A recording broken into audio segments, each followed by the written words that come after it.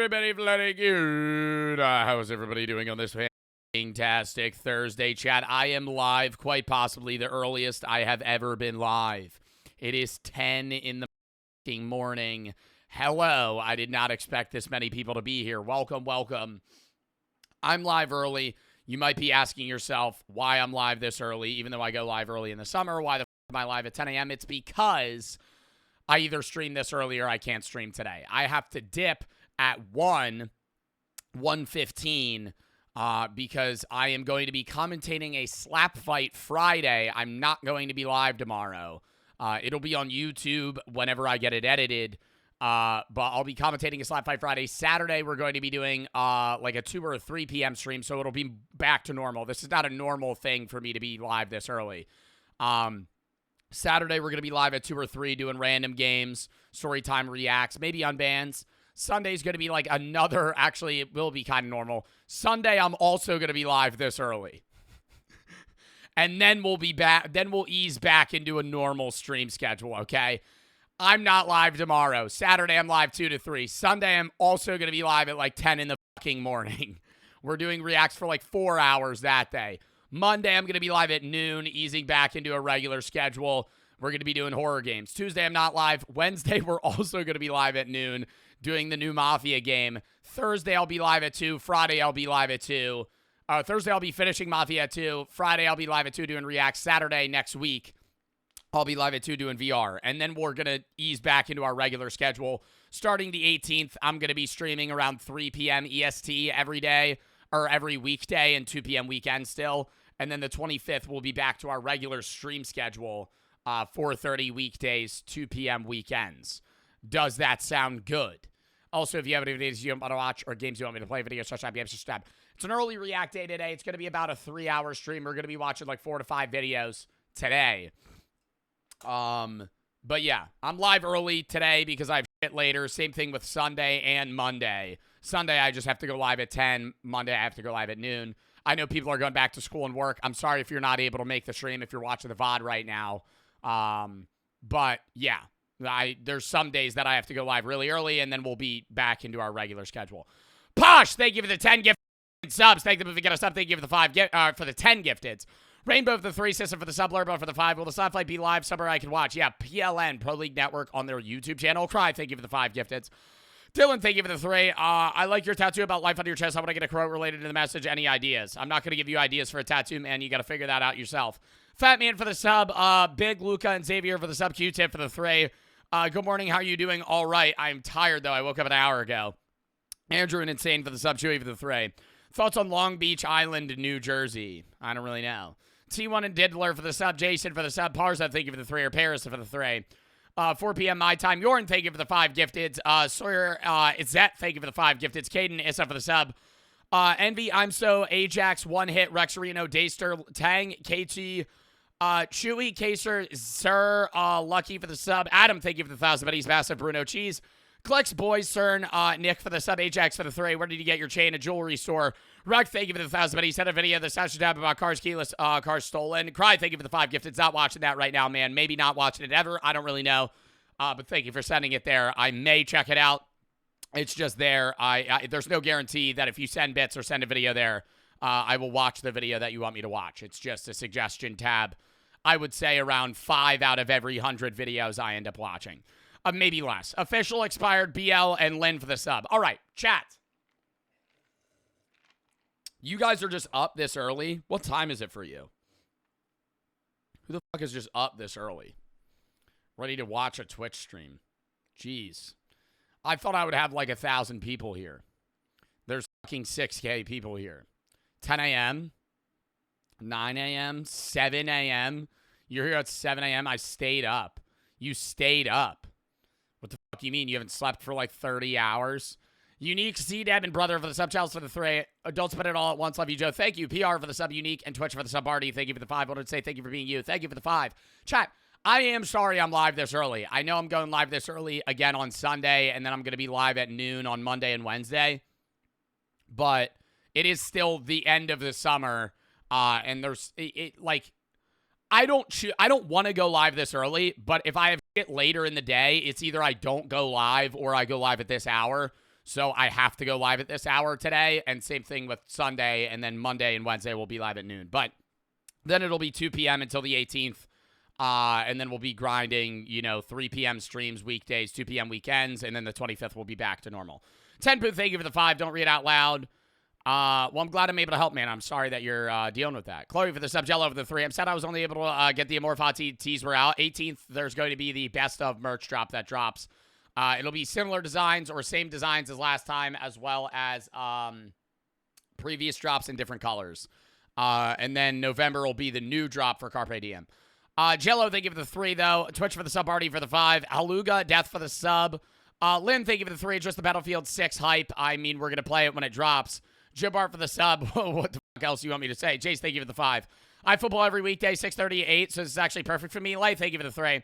Thank you for the community, man. Your Discord helped me through bedridden sickness for a week. Well, I'm glad I was able to help, or my community was able to help specifically. Lay, thank you for the 3, though, and 2 for the sub. Chat, video rundown of the day.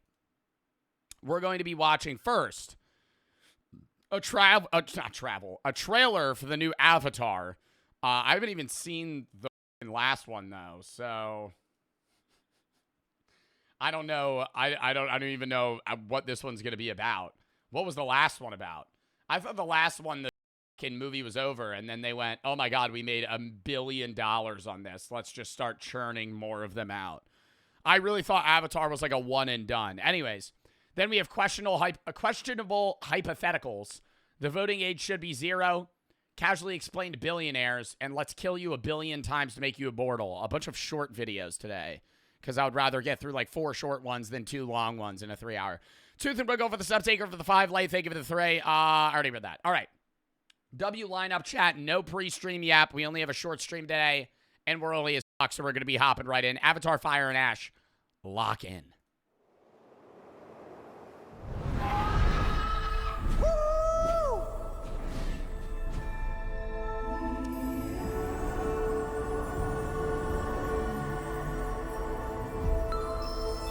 Here's my problem with the Avatar series. The movies are like 4 hours long. And that's a lot of time to dedicate. And I don't like watching movies in different periods, right? It's not a TV show.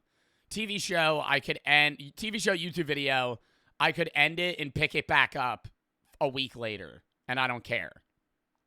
Movie, though, I want to finish it in one sitting, and I'm not going to sit down and watch Avatar for 3.5 hours.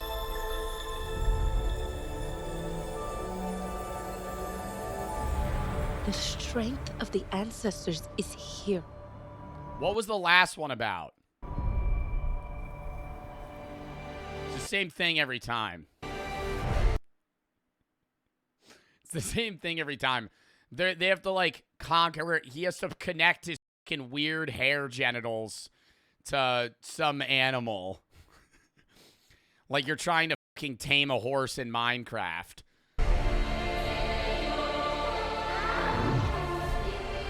Like, what the fuck is that? Where's its eyes?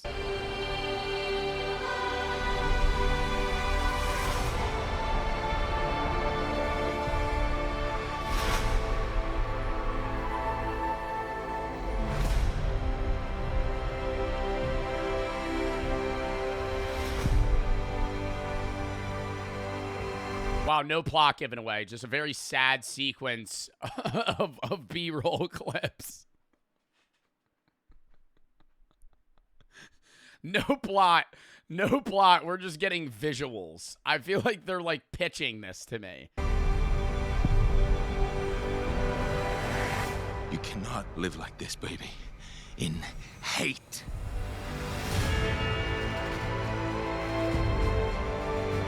Is that the guy that was paralyzed in the first one? Like, I don't even know what's going on. People were saying you need to watch this. I'm like, I don't want to fucking see this movie. The first one was good, but like, dude, I think Avatar is overhyped.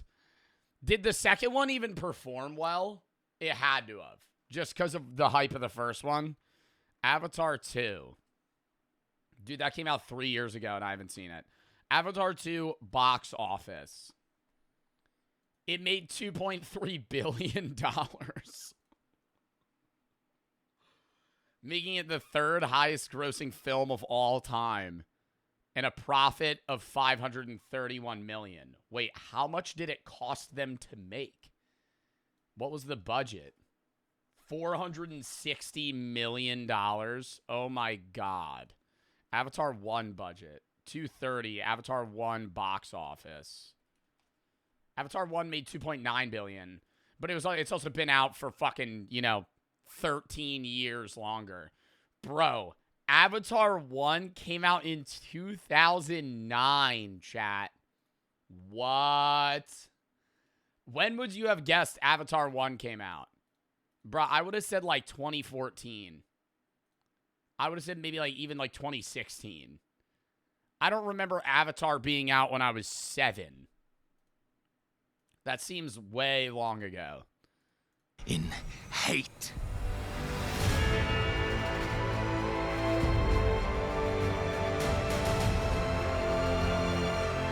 If there is something you can do, then you... Do you think the viewing experience for these movies are fucking terrible for the actors? Because, like, this scene right here, he's hugging, like, a dude on stilts. Like, this scene right here, it's just a CGI'd Avatar character where there's, like, a dude in, like, a latex suit just, like hugging him so they could fucking CGI it over. The whole time, they're probably, like, just thinking about that. If there is something you can do. Or even, like, superhero films. Do you think, like, Robert Downey Jr. likes watching the Iron Man films where he just, like, is on a bunch of pulleys and he's just like this? No, that's Superman. Same thing. But, like, he'll be flying and he'll be like... he's just... Like, the scene looks cool, but I feel like while the scene's happening, all you're thinking about is, like, what it looked like when you were filming it.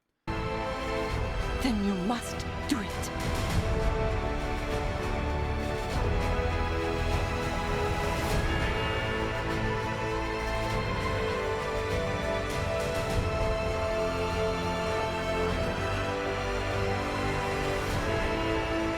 The children.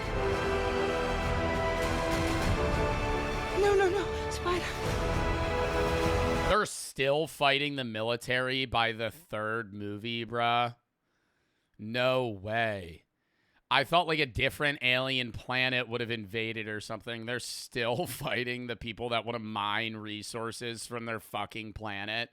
12 hours of cinema later. And we will find another way. Oh my God. Do you think they're going to drag this movie to, like, the fucking end of the earth? Like, are they going to make... Is this going to become Fast and Furious, where, like, Avatar is just, like, its own weird universe? Spider.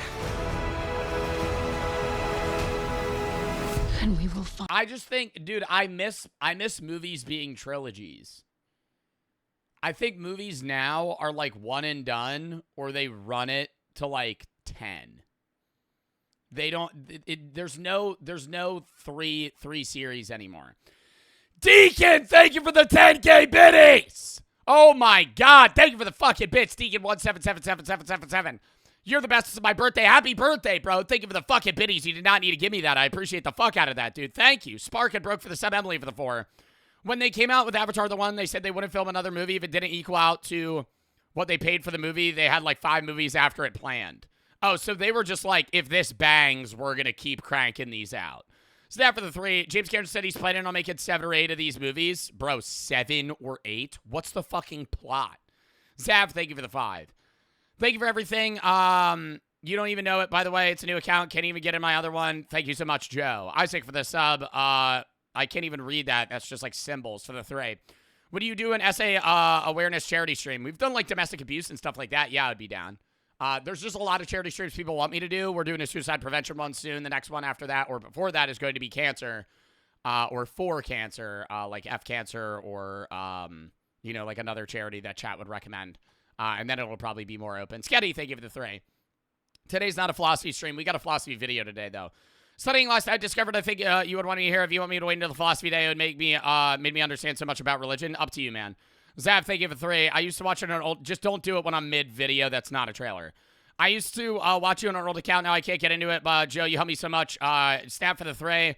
I see the Joe Bart's live noti. Kyle for the sub. Yeah, we're live early as shit today because I can't stream any other time today. I'm not live tomorrow. Saturday, we're live at 2 or 3.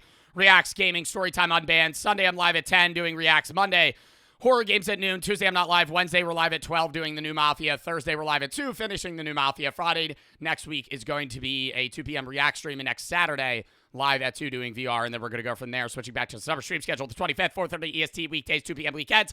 The 18th, we'll start streaming at like 3. Kylo and BDL for the sub. Kai and Calico for the sub. Gal for the sub. Tooth for the 3. I had to go lock into the gym. Also, my dog got put down. I'm sorry to hear that, man. I hope you're all right. Kara for the sub. Clicks for the 3. Been watched for 3 years. What did I say? TikTok of you. Butt for the sub. Zeski. Owen, Tenpoo, and Seaslog for the sub. Cry. Thank you for the 3. Fred Brooks those after serving a couch down a fat ass hill into a tree. X-Fart for the sub. Well, I hope your friend's okay. Deacon, thank you for the 1,000 biddies. Zab for the 4. Love you. You helped me through difficult times. Links, Jay has, and HZ for the sub. Scared, thank you for the 5. Wiggle and Tooth for the sub. Lay, thank you for the 3.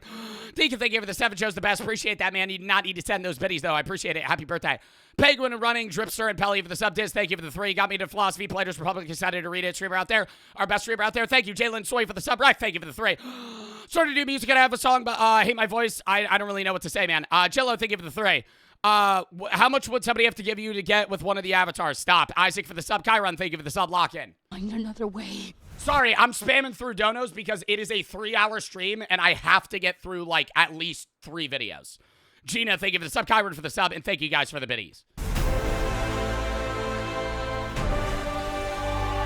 Somebody redeemed Flex. Also, if you really want me to read an in-depth dono today, just don't send it today. I'm letting you know. I still appreciate all the donos, you know, but like if you're going to send me paragraphs and you want me to get like on an off-topic rant for a long period of time, don't send that today. I'll still try and read it, but like if I glance past it and then quickly move on, it's because it's a short-ass stream today and I'm trying to get through stuff. Chill, thank you for the sub.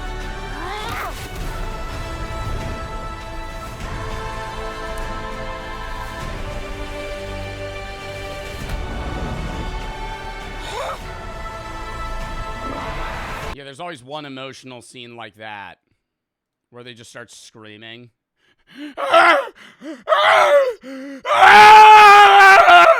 And then all the middle-aged people are like, cinema. Cinema. Oh my God. Just sitting there, it's so emotional. It's making me cry. You can tell, dude, it's like, it's just raw emotion. You see how they're going, ah! You can tell there's just nothing else other than screaming that's going to make them feel better.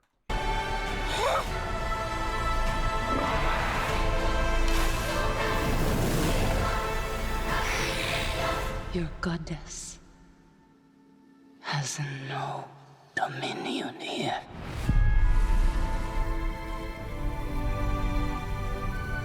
Bro, the amount of people that probably goon to Avatar is crazy. Dominion here.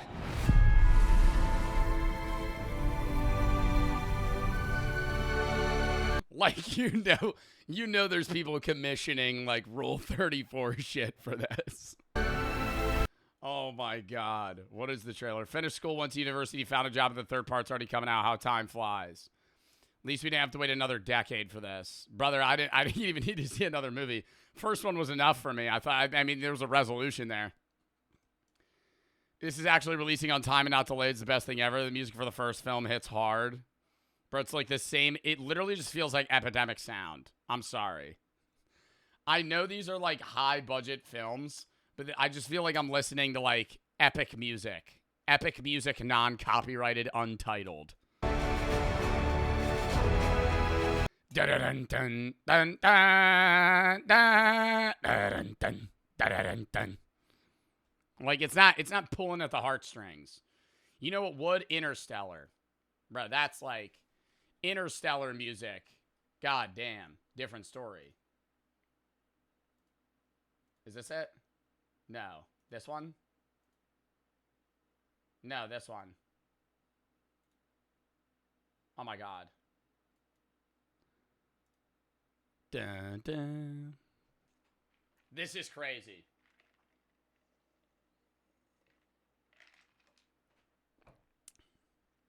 Don't go into the black hole. All right, next video. Digo for the sub bid. Thank you for the 5 year. My favorite streamer. You changed my life so much you don't even know. I got banned in your chat over a year ago. This is ban evading, but can you please consider unbanning it?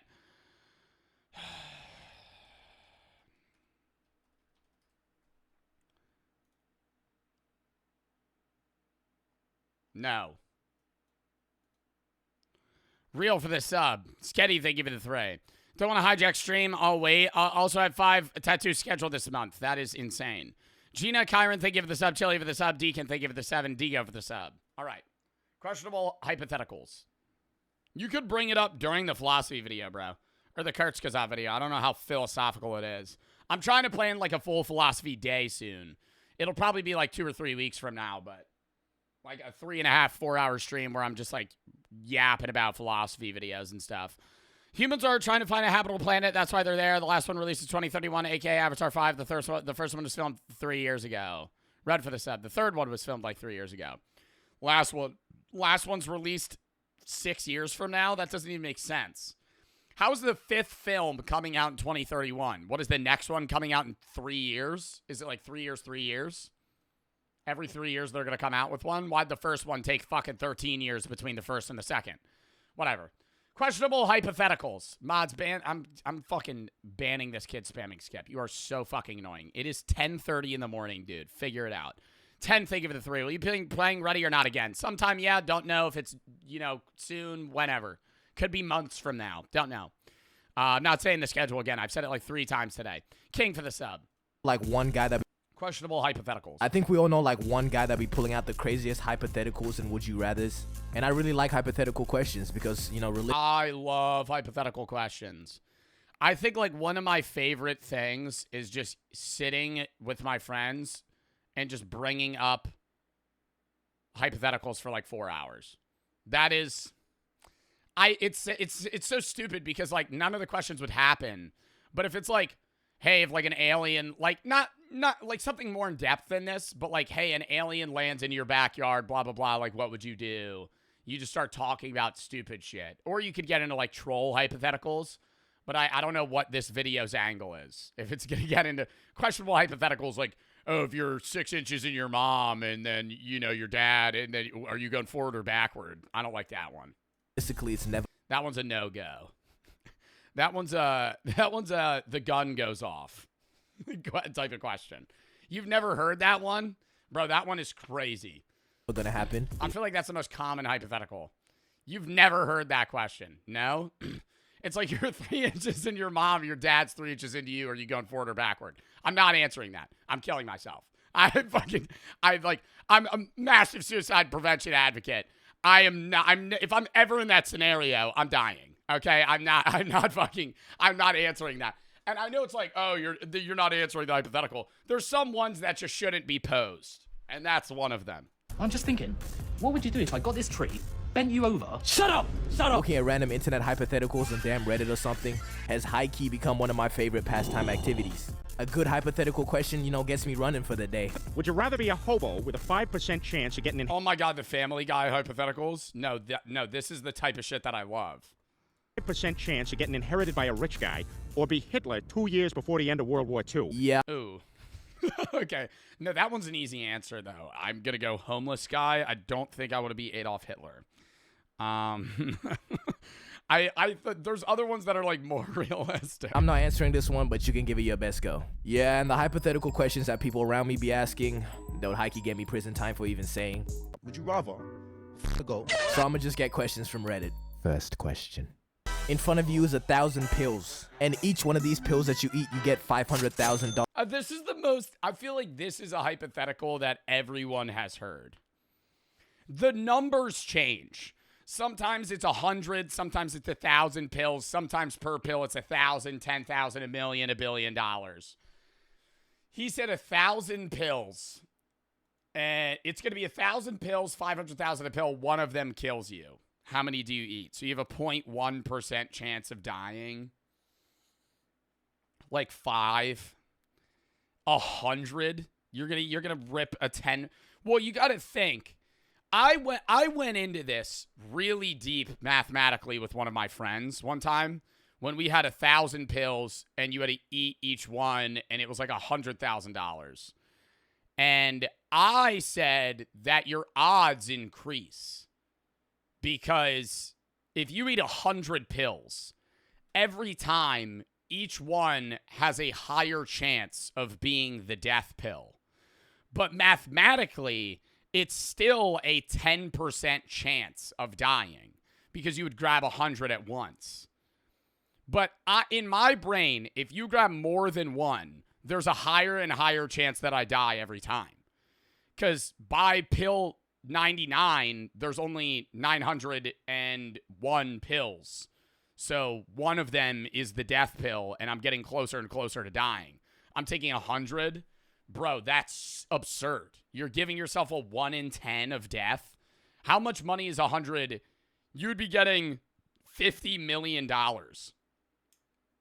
I feel like 5 is awesome because you have a 0.5% chance of death. So a 1 in 200. And you're getting $2.5 million.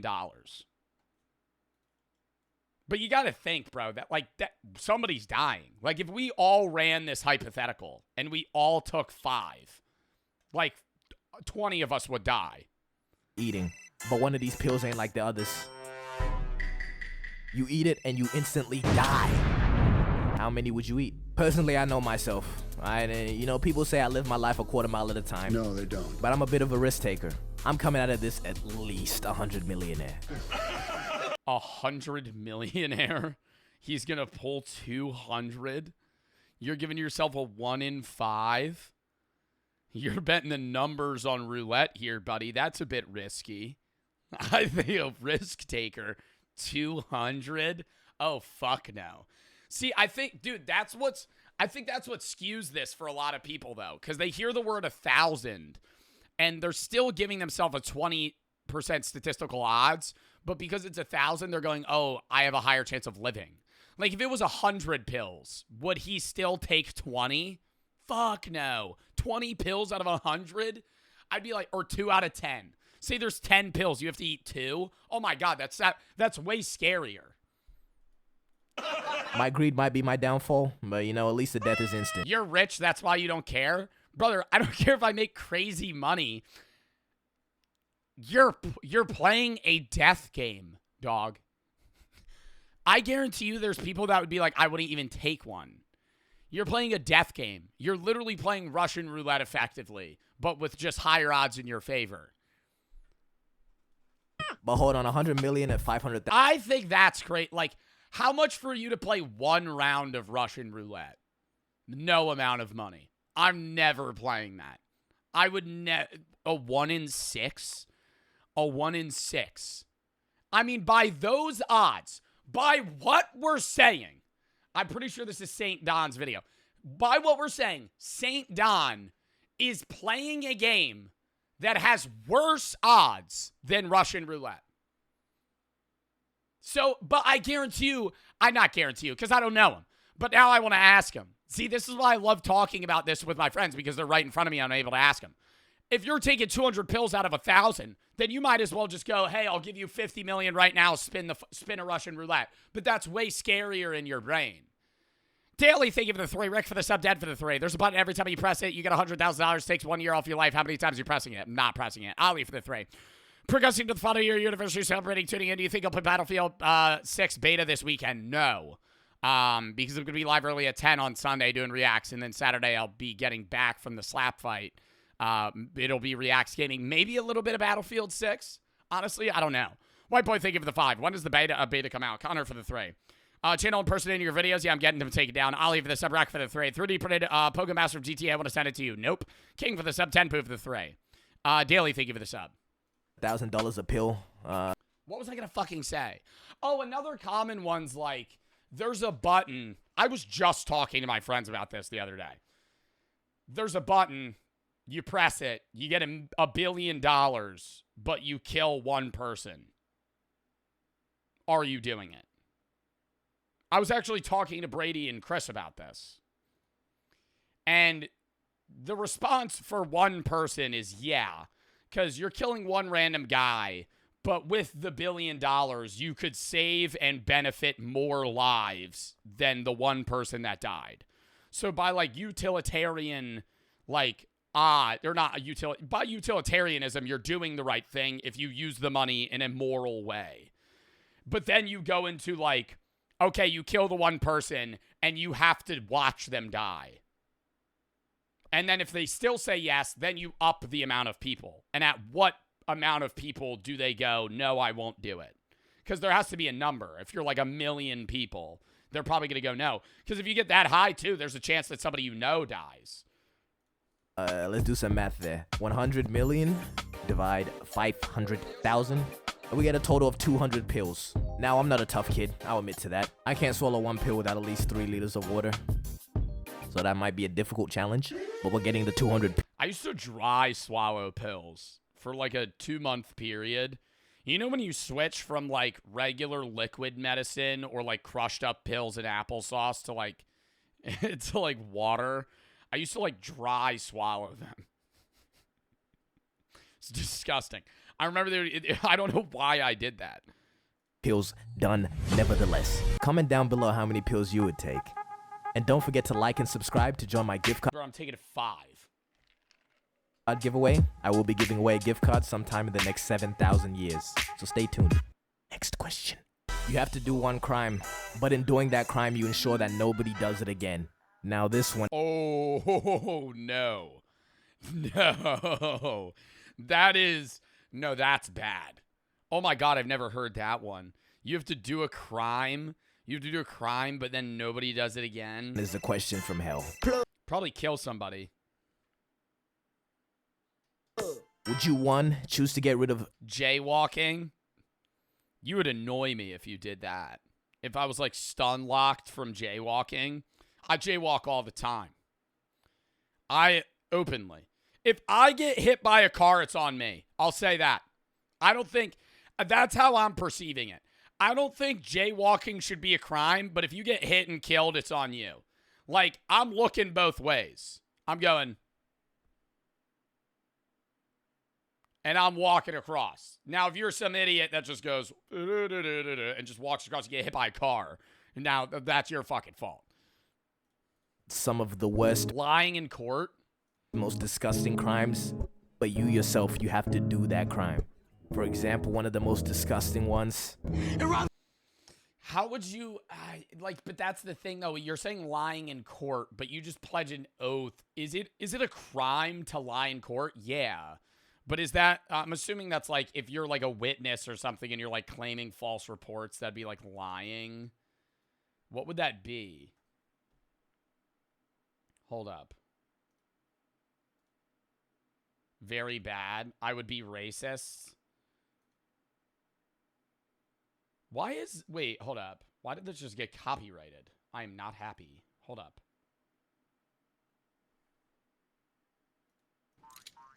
Fireball. Fireball.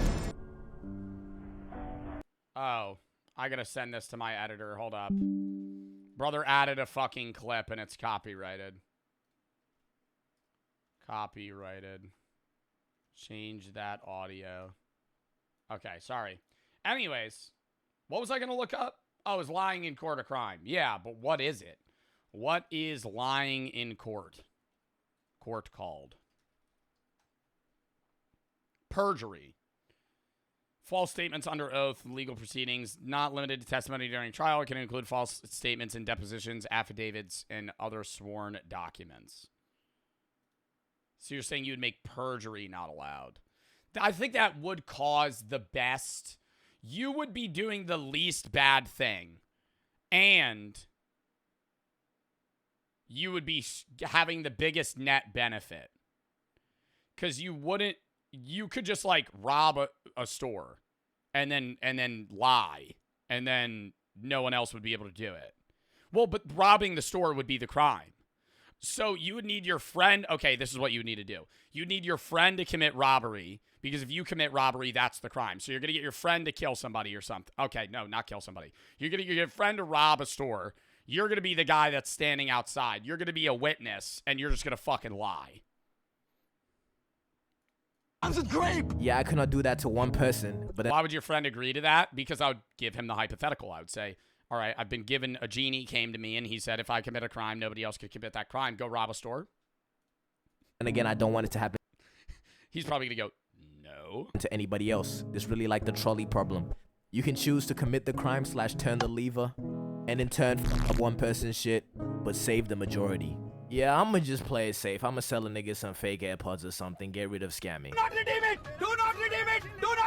Yeah, I don't know. The lying one could be rough. What's like another one where you're not doing something crazy bad, but there's still a net benefit?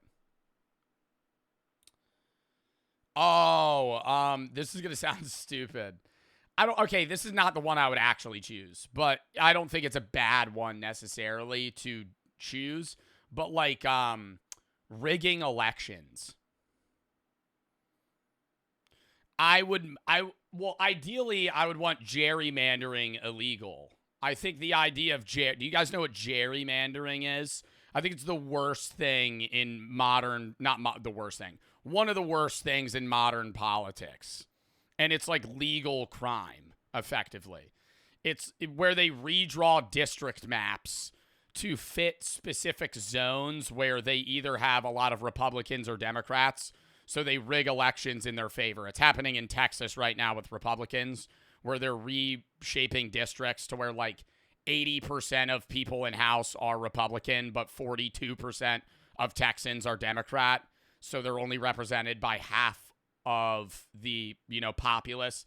Like the same thing happens in reverse in other states. There's some states that have it to where like other people are allowed to do it.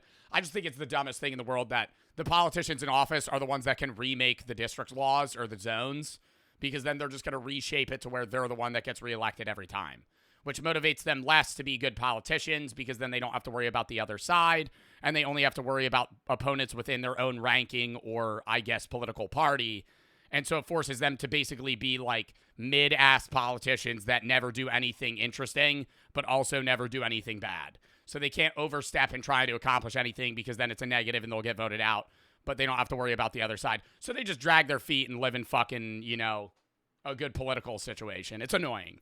Because the guy in the post said if you do this crime, you don't get immunity from it. If you get caught, you get... Both sides do this, though? I literally said that. Here we go. I'm not trying to be a dick right now, man, but I can tell I would presume that you're trying to say that as a point because you think I'm a stupid liberal that's saying only Republicans do that. I literally started out by saying both sides do this. It bothers me. Court. I do not need that shit on my name, bro. Nah, but the example I gave was Texas, because that's the one that's most prominent that's happening. Thanos can say this harder than me. The hardest choices require the libel and defamation. That would also do the reverse. That would also be as good as lying in court, because then you couldn't lie against someone. You wouldn't be able to falsely accuse people. strongest wills. But if you can, quote unquote, take one for the team, props to you. But as long as your intentions are right, man, the crime you did, we can forgive you. I'm gonna move on from this so the YouTube police don't kill another one of my siblings. Next question. Now this next one is another money one, but I would high-key do it even without the money. $100,000, but you go back in time as your 10-year-old self with all your memories. Now I've been begging to be... The fuck? Why would you not say yes? I don't know, because then you wouldn't be you. But you go back with all your memories, so you would be you. So you're going to be living like a whole different life, and you'd be like mad smart.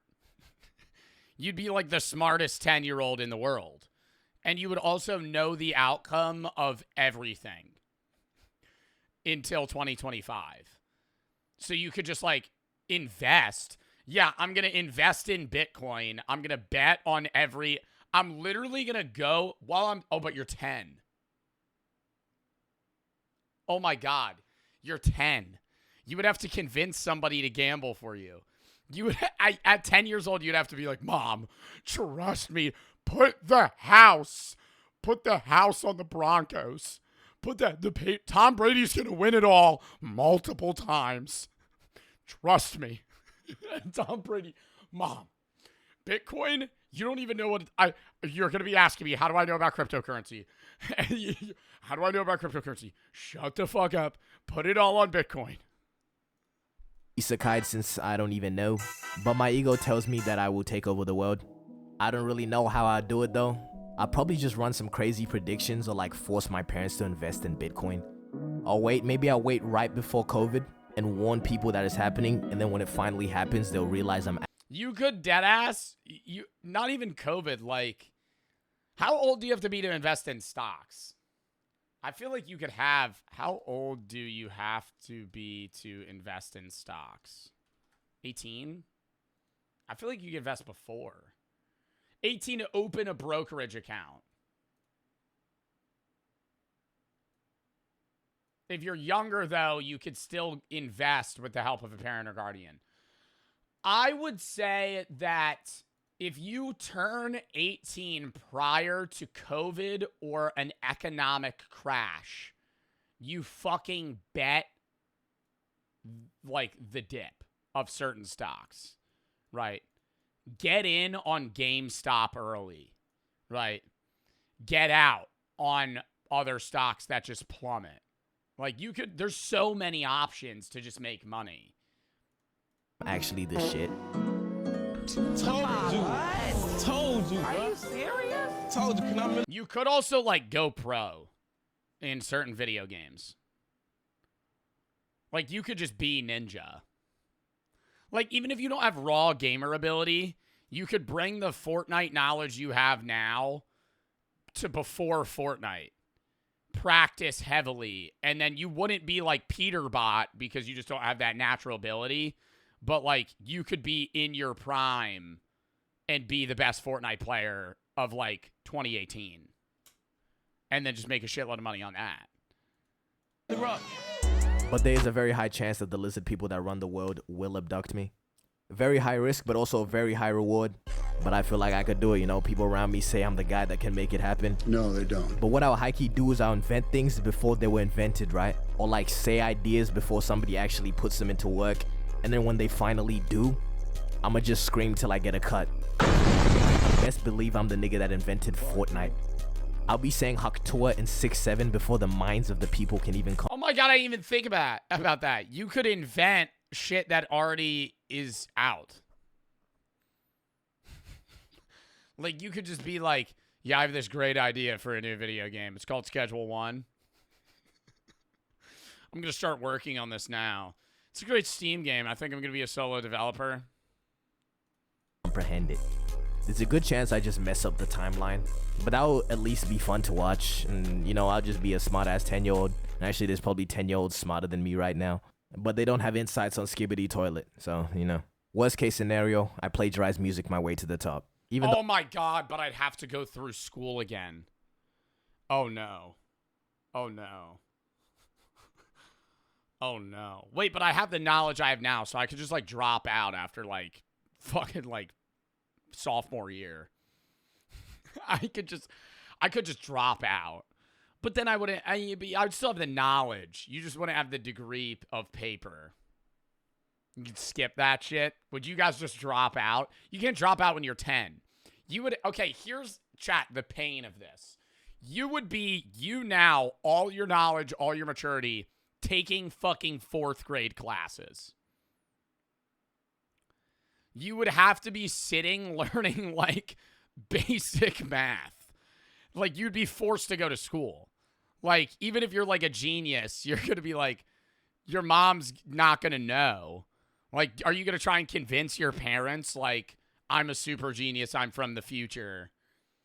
I don't really know how to reproduce it, so it might sound a little off. Oh, you could skip grades. Yeah. You could skip grades. You could skip grades. You could literally just go, yeah, I'm going to test out of, I'm going to get my GED at 10. But the main idea is still there. 100K USD a year, but you become naked for exactly 1 second at a random time each month. Oh.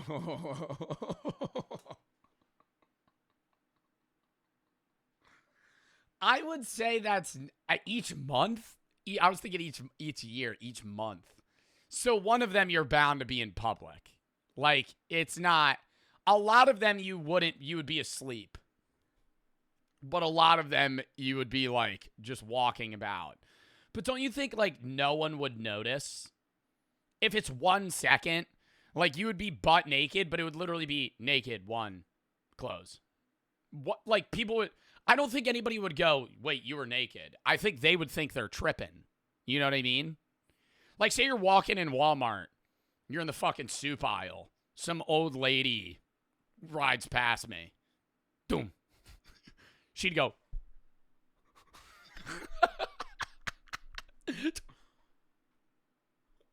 She's not going to ask me about it. Alright, now this one's tricky. A second is high-key longer than you think. Let's demonstrate on this Labubu. That was high-key. Ooh. Oh my god. Like imagine you're at like a concert. Oh no. Oh my god. Yeah, no, that'd be bad. Quite some time. And it was also 2 seconds, dickhead. I feel like you could convince someone that they're just crazy. A concert's dark. I feel like a concert would also be a space where people wouldn't really care. That you weren't actually naked for a second. But eventually you're just gonna have to give in. It'd be bad at a lot of areas. Like you would be fearful to go certain places. Like you're at like a Six Flags. Like that'd be like, yeah, no. Like yeah, funeral. Oh my god. Oh my god. School funeral. Oh my god. Holy shit, dude. You're mourning somebody, just boom, naked. Because after like the second, third time, it's really like, come on, bro. And if you get caught on, I think you would get used to it though. You know what I mean? I was gonna say you could like cover yourself in a cloak, but I assume the hypothetical would be like anything that's covering your body would just diminish. Chicken and Rice, thank you for the fucking 10 gifted subs. Thank you if you got a sub. Thank you for the 10 gifted. I'm kind of Nate, Python, Aortic. Mustard and Ketchup for the sub. Mateo, Sugar, CL, and Alicia for the sub table for the 5. I'll do Perjury Party. Thank you for the 3.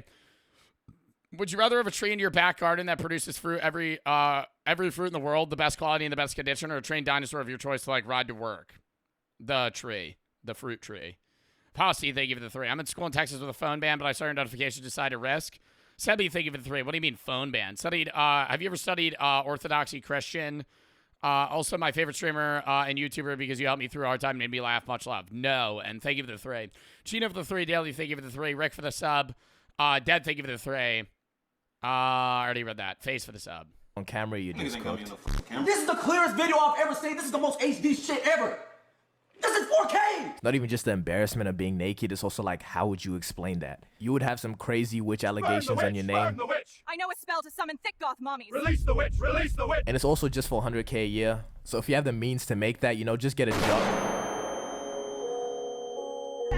Sign up for like 3 online courses. You can have that easy peasy, bro. Come on now. So final verdict, I'm just gonna have to pass on that one. Can I do that? Am I allowed to pass on hypotheticals, or do I just have to like say what I would do? If I Bro, no lie, I feel like you could make it like a business. You could like live stream your life and people would be, it would be like a small trend-based thing you'd make crazy fucking money from. Where it'd be like people are like watching you for a month straight because they want to see it. Like you could probably make money on OnlyFans. Also, I gotta ban this guy. Chicken and Rice, thank you for the 10 gifted subs. Thank you if you got a sub. Thank you for the 10 gifted. Claus and that boy for the sub. You boy and Face for the sub. I was in this situation, I'll just have to say everybody else is insane and I'm the only. Yeah, you could get like DraftKings or like a betting company to sponsor you. Somebody said that they could bet on it. You do over under first 15 days of the month. One that's regular. You got video evidence, bro? That shit is AI, bro. Cut it out. This is the AI. Next question. Chotomate. That means Yo, typical for the raid. it's weird in Japanese, by the way. guess it's time to show you how anime I can get. I like to group up these next set of questions as specifically morality questions. These questions, if your heart is 3 sizes too small, they'll be pretty easy to answer. If not, they'll just have you questioning your character. I'm now realizing that I already did one, but my videos really have no structure, so just go with it. This first one I'll make pretty easy to answer. Would you, yes you fuck nigga, rob a bank if you knew there was a 0% chance of being caught or causing someone injury? Yeah. Because you're stealing money from the bank or the government. You're not taking it from a person. I think that's different. If this was 100 years ago, there was no insurance on that money. Like, your money was actually held within that bank. Now they float it, right? They're moving your money. It's also digital. So the cash you'd be taking, like, say you robbed a central bank and you got 200 grand, nobody gets hurt, and it would be like Chase Bank just loses $200,000. Like, you wouldn't be hurting anyone but a huge conglomerate corporation. Well, I know my answer. Tell them to bring me my money. Where the question of morality is here is, you're still stealing from the bank. The IRS would take it. I don't think you'd be getting taxed on that, because I doubt you're going to claim that money as income. You're probably just going to steal it and then only keep it in cash. And in a way, you could also argue that you're stealing directly from people, but they're probably... You're not, though. It would be different if you were, like, robbing people that were just depositing their money before it, like, hit the system. But if you're taking it from, like, a vault that just has a secured amount of money... Insured or something, nobody's gonna miss that money. On the alignment chart, I'd put this at, like, chaotic neutral, maybe. It's definitely... I would say, no, okay, it's definitely not chaotic good. I would agree. I would say that's even true neutral. Because you could use that money for good, and you're not taking it from people. You're taking it, and it's not like you're taking it from, like, a small family-owned business. You're taking it from a bank that is so big that if it failed, the government would bail it out. Maybe. It's definitely not evil, but you can see where the wrong... Like, it would be an indiscernible amount of money for them. ...is. Okay, so this next one is kind of a mouthful, so stay with me. Each person in the world is ranked by wealth. The wealthiest is number 1, and the poorest is 8 billion and something. You may pick a number and push the button. That person will die, and you get that much amount of money. This question implies that billionaires just have no soul and just need to die, which I high-key agree with. Not completely with the needing to die bit, but, probably a little more than some poor people. But I don't see why I have to kill somebody, but no. So everybody is ranked 1 to 8 billion something, and I have to kill one person and I get their money. Well, you're not going to kill any of the poor people, because then you're just killing somebody. You're not getting anything out of it. That goes back to the question of that we just posed, where it's like you press a button, kill somebody, you get $1 billion. You could use that to help people. You could choose. You don't even have to choose the biggest billionaire. Well, right now, I think it'd be Elon Musk. I wouldn't want to be that, though. You know what I mean? Like, if you did that, you wouldn't want to keep their money. You would want, because that would suck, too. Because you would immediately be you're the most famous person, one of the most famous people in the world, which would suck. So, I feel like you would, if you did it, and you killed, like, one of the top 10 people, you'd want to take their money and then immediately just, like, donate it away. Or, like, put it in some sort of foundation. Chicken and Rice, thank you for the 10 gifted subs. Thank you if you got a sub. Thank you for the 10 gifted. Brooke for the 3. They banned photo usage at schools. Glad I graduated in 2023. Nick, thank you for the 3. What poem do you want to hear today? Actually, pick one, you haters. You know I love my poems. Nick, I'm sorry, none today. I have a 3-hour stream we need to get through videos, and I need to lock in. That's why I'm live early as shit. Chicken and Rice, thank you for the 10 gifted. Sniper for the sub. Goober for the 5. Brooke, thank you for the 3. Gina for the 3. Passy, thank you for the 3. Lock in. Gain anything from me, you know what I'm saying? If you are the... Texas banned all phones. Our school said we risk of being expelled if they catch us with one first. We now phones. Cywolf and Rand, thank you for the raid. Goober for the 5. Poorest nigga in the world. That is just shit RNG, bro. But I'm sorry, little bro. Your sacrifice is gonna go... I would take, like, number 5K. Why? For personal wealth? A long way, though. I'll donate to the poor people. On the alignment chart, I'll put this at lawful evil. No, because you kind of do have to choose somebody. You're killing someone. Yeah. You're directly negatively impacting a person, so it has to be in the evil. You would have to have it in lawful evil, neutral evil, chaotic evil. Evil? No, because you kind of do have to choose somebody. And if we do deep it, the poorest person is probably an infant. But nobody pays me to do all that thinking. So, a homeless person asks you to check their lotto ticket to see if they've won. They did. What is the next step of the operation? Give it back to them. You can't even claim that. You couldn't even claim that as your own. Because if they saw you won, they would be able to show that they bought it. This happens. I mean, there's people that falsely claim they bought the ticket and, like, try to get it from the original owner who actually redeemed it. But there's also scenarios where people win and then somebody else claims it and they have to go through a legal battle where it's like, this guy stole the money from me. Yeah, the dude's homeless, but they'd be able to, like, go to the fucking 7-Eleven security footage where he bought the ticket. Yun for the sub. Queso for the sub. Now, I think this is straight up just a... What if you stole from somebody who had a different currency? It's worthless.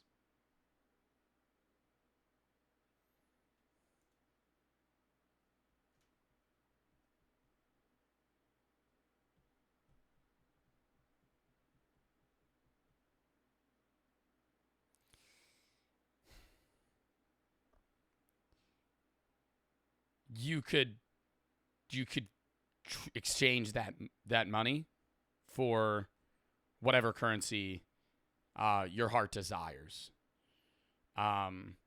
If you killed a Frenchman and you got, euros or whatever currency, you could just either buy crypto, transfer that over, or you could just straight up exchange the money.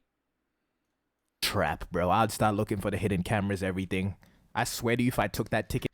Wait, if I killed a guy that used, like, I don't know, let's just say, like, yen, what am I going to do with it?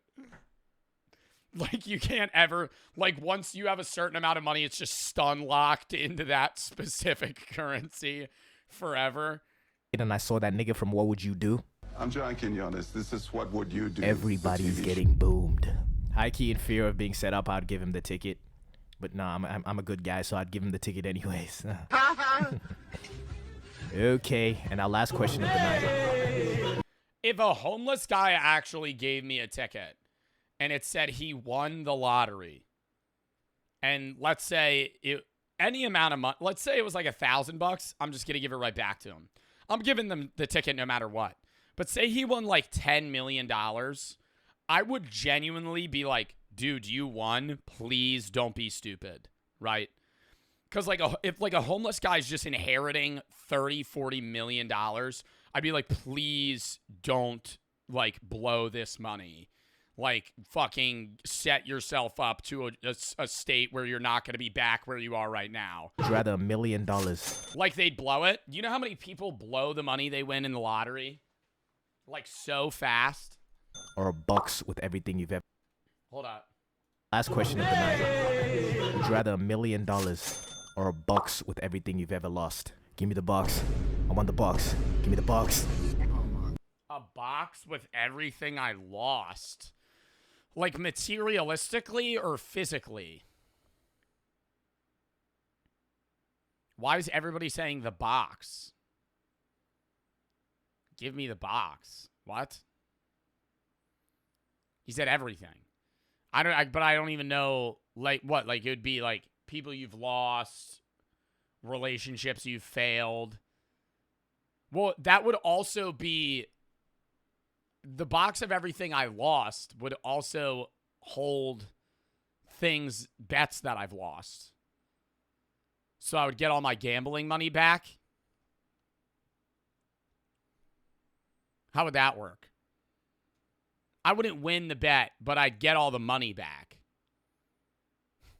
All the money you've ever spent. That doesn't really count as a loss, though, does it? Like, if I buy a drink, I didn't lose $10.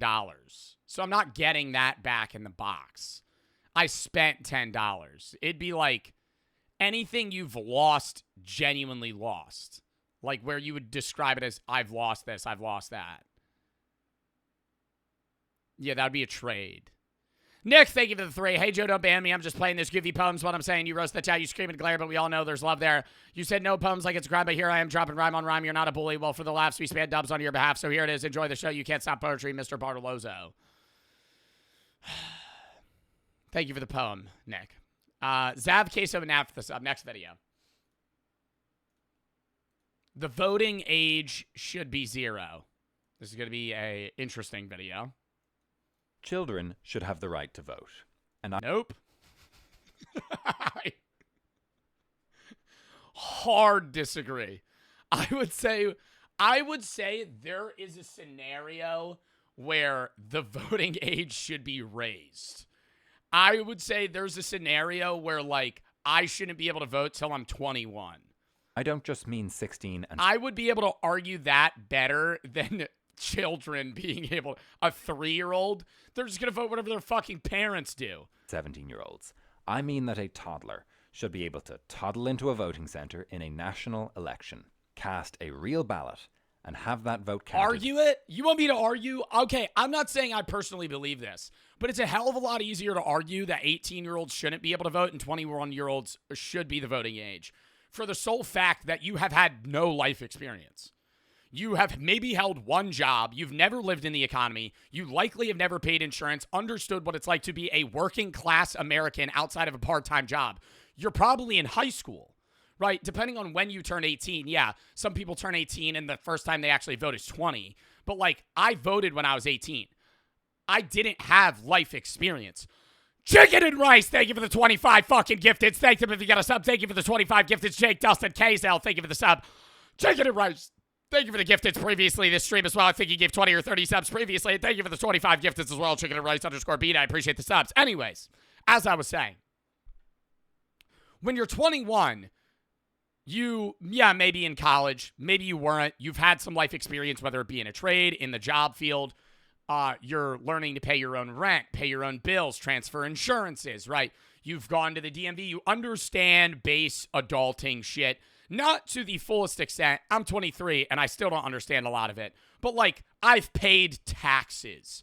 I've paid insurance bills. You don't do that when you're a teenager. Even when you're 19, 20, maybe even 21, your parents do it for you 99% of the time. Not everybody. I know there's people that are going to comment this maybe in chat or in the YouTube comments and say, I've been living alone since I was 17. I've had to do this and that. I'm saying the majority of Americans didn't have or won't have to actually do adulting stuff until they're, legal drinking age, generally. So I'm not saying that's what it should be, but it's a hell of a lot easier to argue. Charzy, thank you for the 10 gifted subs. Thank you if you got a sub. Thank you for the 10 gifted. TB and Cosmic for the sub. Lock in chat. Chicken and Rice, thank you for the 25 subs. Charzy for the 10. Just the same as any other. Another vote for Mr. Beast.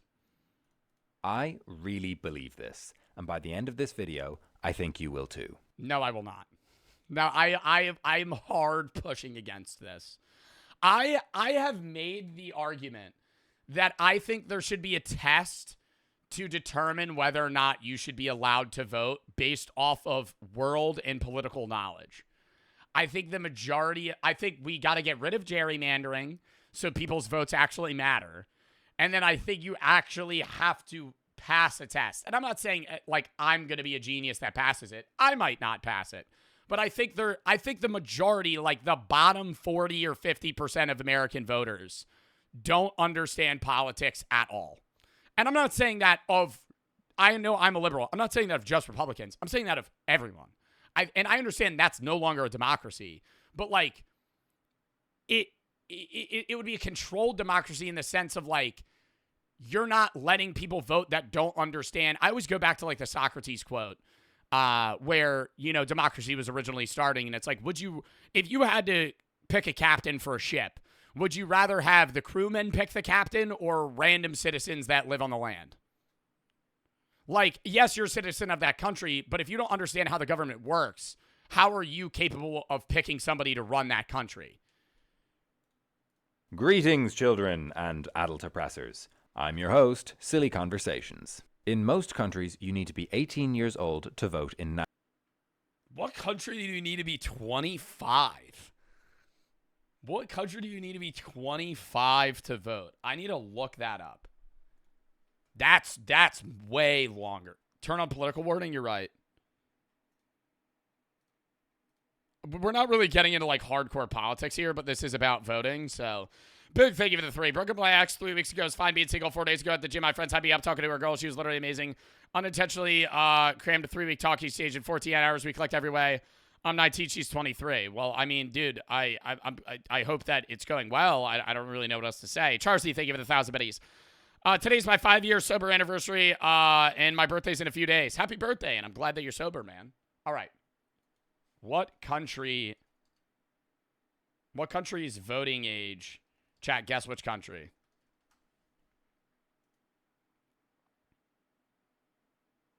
Oh, wait. No, this is kind of easy to guess. Somebody already looked it up, you asshat. I know you Googled it. The UAE. You have to be... Wait, what does it say?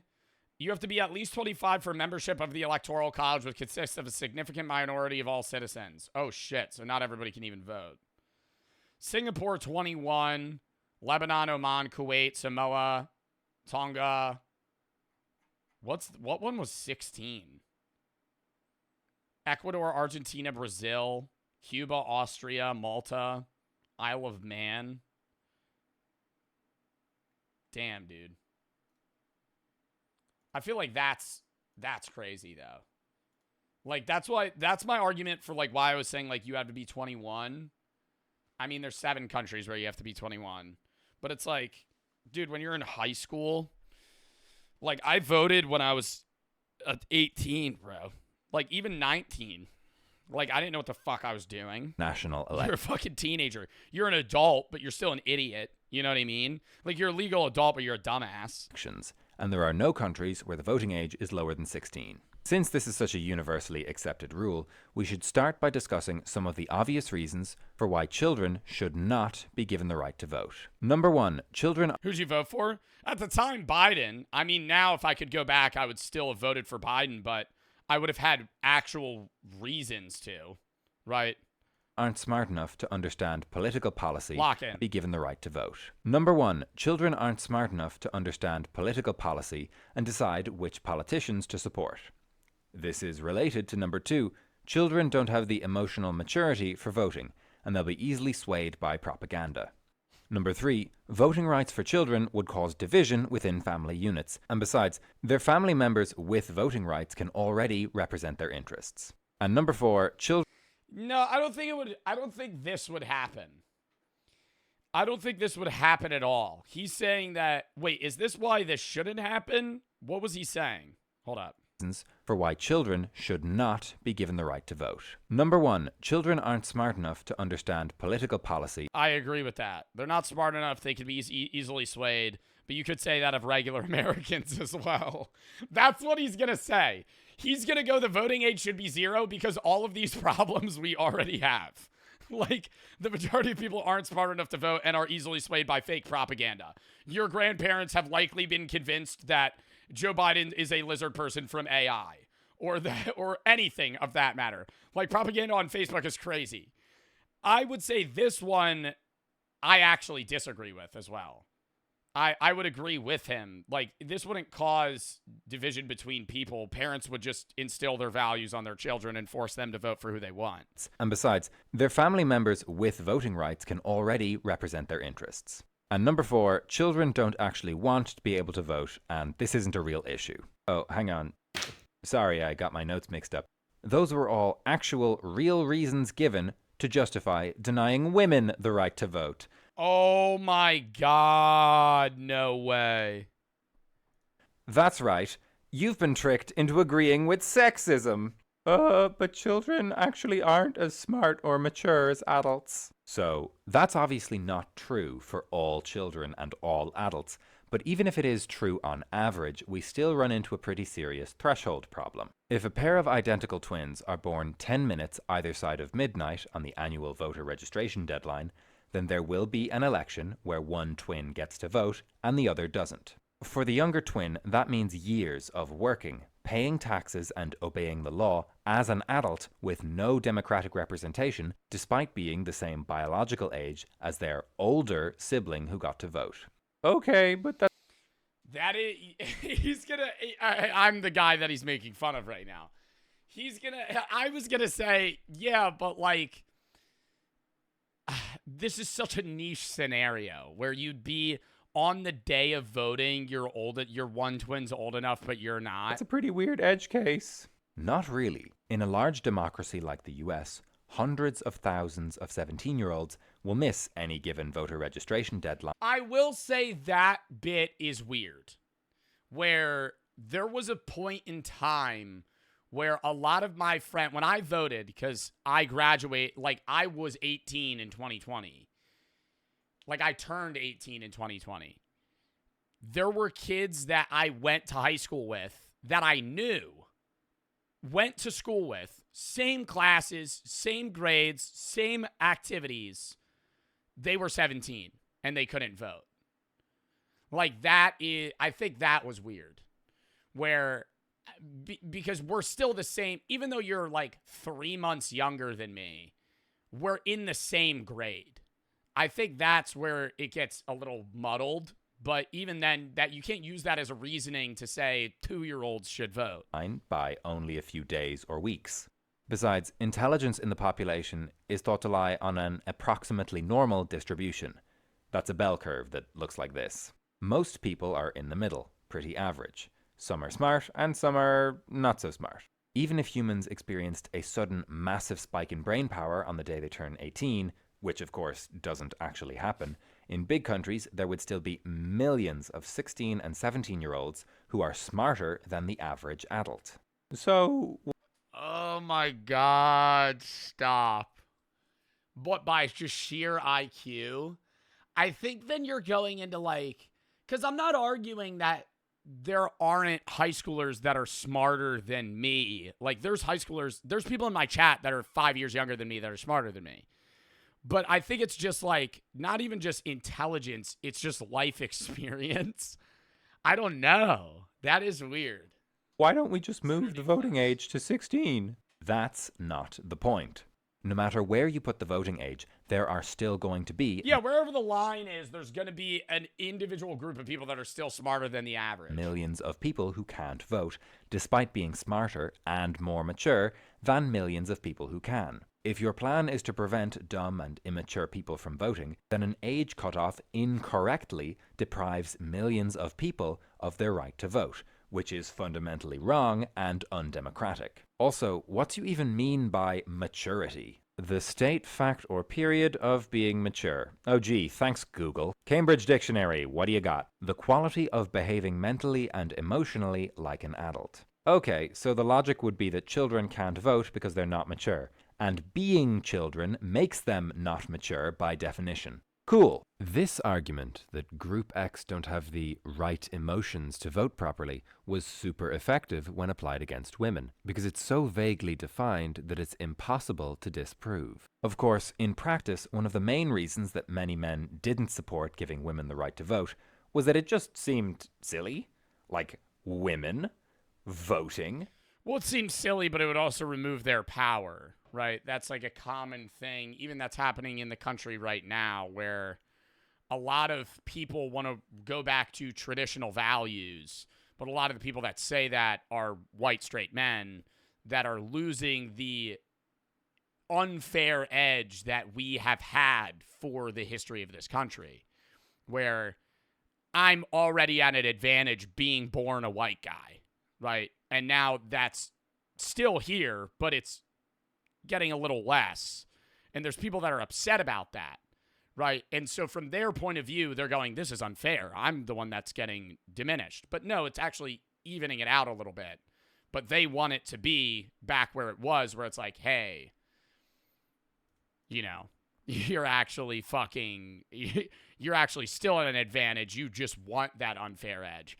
Sasha and Rex for the sub TV for the 3. You're my favorite YouTuber. My mom loves your philosophy. Dubbed. Hooray for the 3.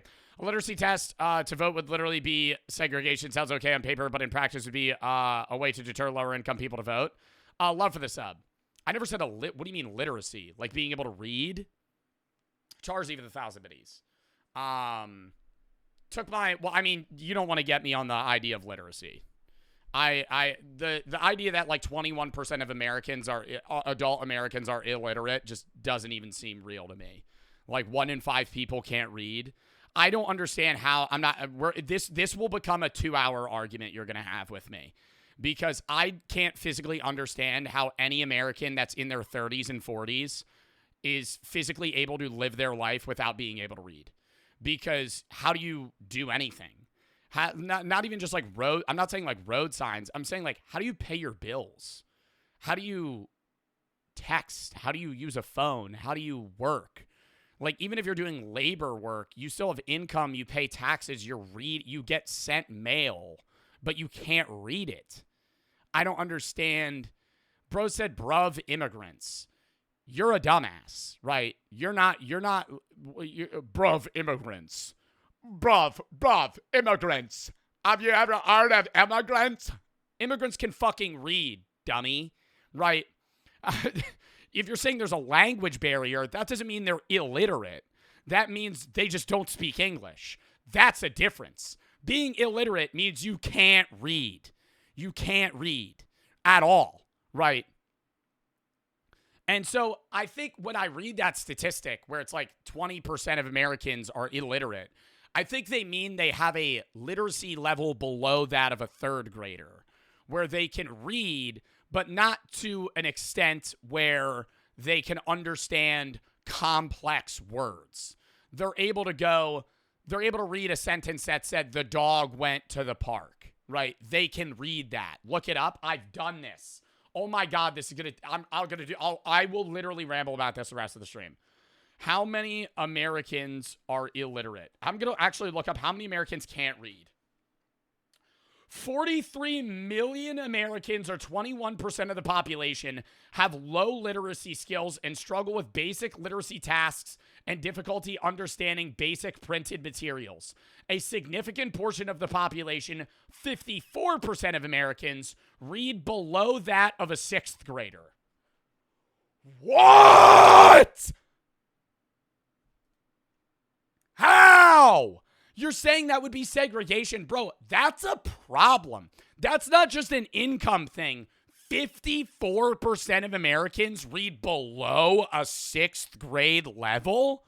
A fucking 6th grader? What? You're lying. I don't understand how you get through life if you physically, like, maybe, yeah, below of a 6th grader. If you have a 5th grade reading level, 6th grade reading level, yeah, you could get through life, right? You would have to look up words, but you can still text and shit. 21% of Americans can't read? Stanky for the sub, Speed and Sasha for the sub, Rex for the sub. That doesn't even correspond with the U.S. poverty rate. What I'm saying is, like, you could say that's, lower income people, but that's also people that have access to public education. I don't understand. It doesn't make sense. It really doesn't make sense. Women? There wasn't any real logic behind the opposition, so much as historical inertia. Similarly, the main reason that you were probably against giving— Oh my God, I'm proving this guy's point.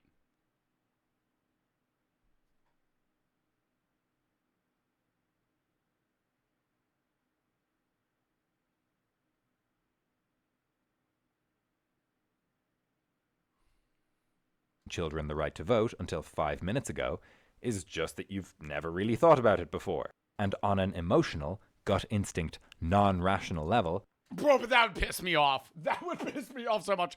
If I'm standing in line at the voting booth and there's a fucking 5-year-old going, I'm ready to vote, I'd be like, dude, there's no way. I would actually start I would crash out at the voting booth. I would be, there's no way there's a 5-year-old that's getting up on the stage. Bro, he's going to write in Mr. Beast. He's going to write in Mr. Beast. I can't do this. That makes it seem silly.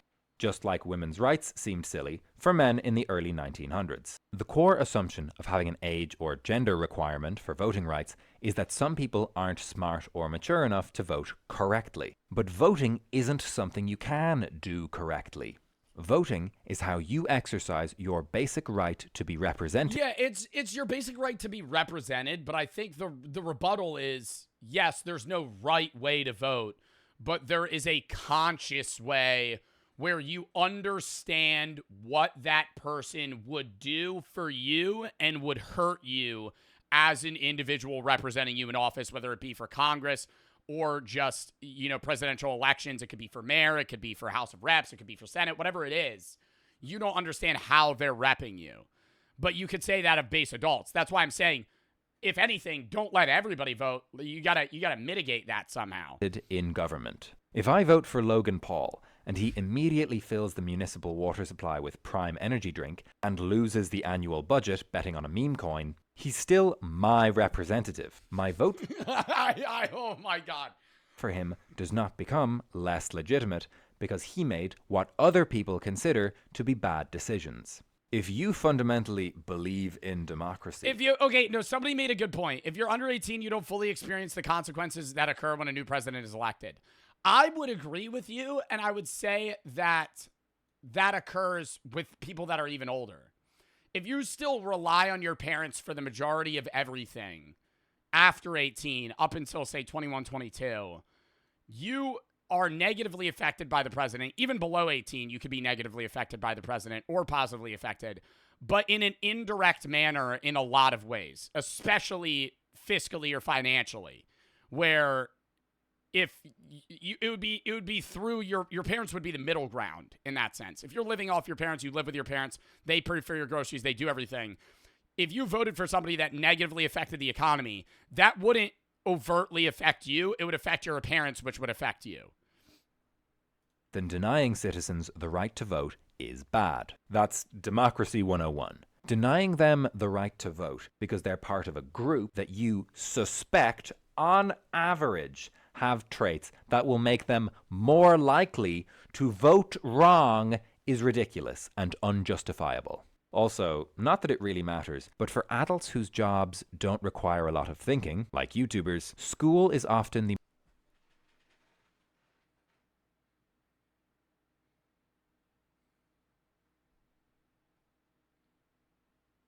most intellectually demanding period of our lives. Mathematics, science, history, languages. School is an intense daily brain workout, and when you graduate, that knowledge starts to fade if you're not using it regularly. A big chunk of the population I play puzzle horror games, okay? The cogs are spinning, the wheels are turning. Are probably the smartest they'll ever be while in school as teenagers. Even if it were justifiable. Oh my God, wait, stop. That's not even true of YouTubers. I get what he's saying, where it's like, you might have street smarts, but the most intellectually intelligent you will be is while you're in school. Even if your prefrontal lobe isn't fully developed, the sheer IQ would be highest when you're in school. But when you're out of school, your life experience is better or more intelligent. I think that's the difference. One example that I would give that's not in the US is in China. They have a huge exam. What is the China exam called? The Gaokao is basically like the SAT or GPA in all 4 years of high school combined into like one big test. And like women will take medicines to delay their periods. They will stay up on IV drips for hours on end, studying 7 days a week for like 12 hours a day. People kill themselves over this exam. Genuinely. Editor bleep that. It's insane. But a common thing that people will say is this, like years later, 40-year-olds in China could be like, I hated that exam, but it was the smartest I ever was in my entire life. Like, just by sheer IQ. Like, they knew the most, they were the most mentally with it in that time frame. To deny less intelligent or less... My counterpoint is high schoolers in the United States today, half of the time are stoners that don't study. So now you're getting into a bigger issue where, yes, if they wwere actually doing the work, they would be smart, but a lot of them don't. Half of my chat. Half of them don't. mature people the right to vote because Aren't you a stoner? Yeah, now. Not when I was in school. they'll do it. Well, when I was in college. But the latter half of college, not the first half.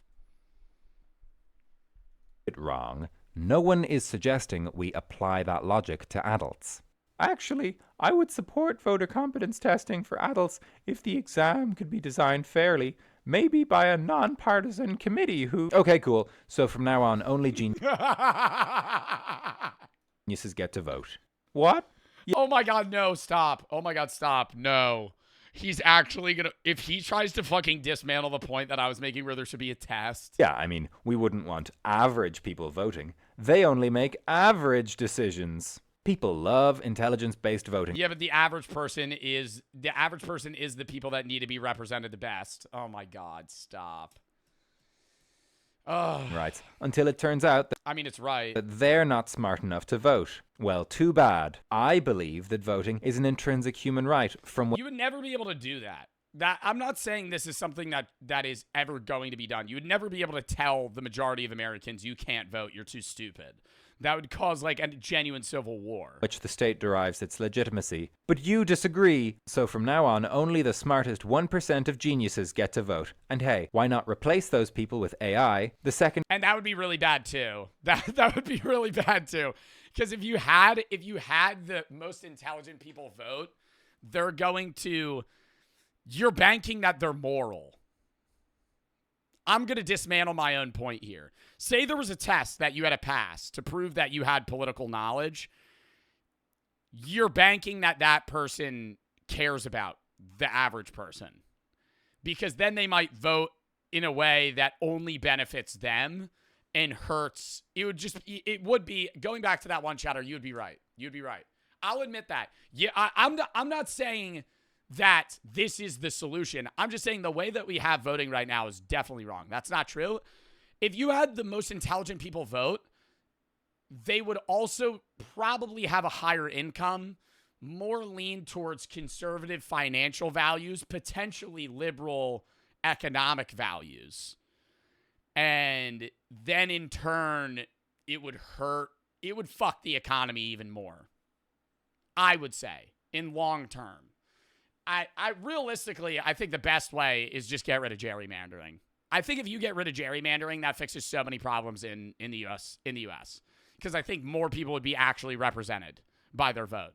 You're for the sub, Noah, and Croc for the sub, JR for the 3. Love the streams. Colin for the sub, C. Thank you for the 3. First owner got my license an hour ago. Awesome. Paradox for the sub, DeRay for the 3. So Joe for prize, and for the sub, Kayla for the 3. Statistics should include people with disabilities, so this is actually hard to fathom. X-Ray for the sub, Wild, and Saggy for the sub, Speed, Sasha, Rex for the sub, CV for the 3. Oh, that is true. Favorite streamer, I watch your YouTube videos, but even then, the statistics of people with mental disabilities is much lower than 21%. Watch your YouTube video with my mom. She loves your philosophy. Kat, thank you for the 3. Tune in from Australia. Not bothering with this question, but I'm currently researching studying Christianity. You answered this question before. I couldn't find it. So my question is, why is homosexuality or being gay apparently forbidden in Christianity? Is the act of lust or not being able to reproduce? 1 second. DeRay for the 3. I already read that. You're a Noah for the sub. From the Catholic perspective, the reason homosexuality is forbidden in Christianity is the act of gay sex. Being gay or being attracted to men in Christianity is not a sin. It is sinful to have gay sex because to have sex, there has to be a few things that have to be involved. 1 is love. 2 is the knowledge and want/motivation and goal to create children. And if you're a homosexual, you're unable to do so. So that is Christianity's point. I obviously don't agree with that, but that would be the homosexual sex is on the same level of sinfulness in a lot of Christian denominations as premarital sex. Because in premarital sex, you may be trying to have a kid, but you're not in love and you're not married, versus homosexual sex where you may be in love, but you can't have a kid, right? There's going to be people that'll be like, no, homosexuality in general is a sin for this, this, and this. It depends on the person you talk to. I'm saying this is what I was taught when I took religious and theological classes in high school and college. It starts beating them on the voter smarty pants test. All hail government.io. Democracy schmocracy. Who needs the consent of the governed when you can optimize bureaucratic decision making, am I right? So what, you just let everyone vote? Yes. Every citizen who is capable of expressing a clear preference between candidates should have the right to vote. But how would child voting actually work in practice? It's not like they can drive to a polling center. Okay, so number one, fundamental. The biggest thing would be the issue of people voting for them and the worry that they wouldn't actually be represented because the parent would be lying in some form. One thing that I will say, and I said this before when I voted for this past election, so 2024 for the presidential election, when I was standing in line, there was a dad and his son that came in, and his son was fully paralyzed, nonverbal, and the dad voted for him. And I'm not saying they didn't have a conversation or two, but that is a situation where people will sometimes argue that that son didn't vote and the dad voted twice, because how did they talk to each other about that? That would be generally that would be the same argument where it's like, hey, they didn't speak to one another because the kid is 1 or 2 years old and can't actually distinguish between the two. I don't know. Fundamental rights don't need to be convenient to justify their existence. And number two, have them vote in schools. Let political parties come in to give a little speech and distribute pamphlets in civics class during the election campaign. And make sure to randomize the candidate order on ballots so that people who vote impulsively won't skew the results. Actually, we should really be doing that anyway, just in general. Look, I genuinely believe... Wait, what did he say? Won't skew the... Sure to give a little speech and distribute pamphlets in civics class during the election campaign. And make sure to randomize the candidate order on ballots so that people who vote impulsively won't skew the results. Actually, we should really be doing that anyway. Really? That's an actual thing that skews votes, is the fact that they might have, like, the same name on the top? Just in general. Look, I genuinely... Who the fuck would go take time out of their day to go vote impulsively? Why are you voting? I just wouldn't go. If you have no idea who to vote for and you're choosing gut decision at the ballot, that's wild. Like, at the fucking computer, you're choosing in that moment. Believe in democracy. Not just as the least bad system of governance, but as an intrinsic human right. It's messy and it's stressful, and in every country on earth it needs serious reforms. But people have an absolute right to collectively control. Oh my God, I just remembered when I went... You remember when I told this story? I don't even know if there's chatters that would remember this. Another thing that happened when I went to vote, there was a woman that was really old. Not really old. She was probably like 65, but I guess she had like ankle problems. She's like, I can't stand. I'm like, okay. She's like, I'm going to pass out. So we get her a seat. She sits down and just starts dry heaving, like right next to my feet. I was stun locked. I was like, what is happening right now? She's out about, she's going, ugh, ugh, and everybody's just staring. I'm like, what the fuck? Like, is she sick? I don't, that shit made me, I'm not like judging her for the fact that she needed to sit. If you're old, she couldn't stand. We were only standing for like 10 minutes, but like, you know, you're old, you have back problems, you have like problems, whatever. You need to sit down. Why was she just like all borderline vomiting on me? Clutch for the three. Butter me a young chatter. I think this is personally being real. They're saying they're going to kill themselves after the stream. Too far gone. I've called, too far gone to help. I've said call 988 and everything you say, but they're going too far.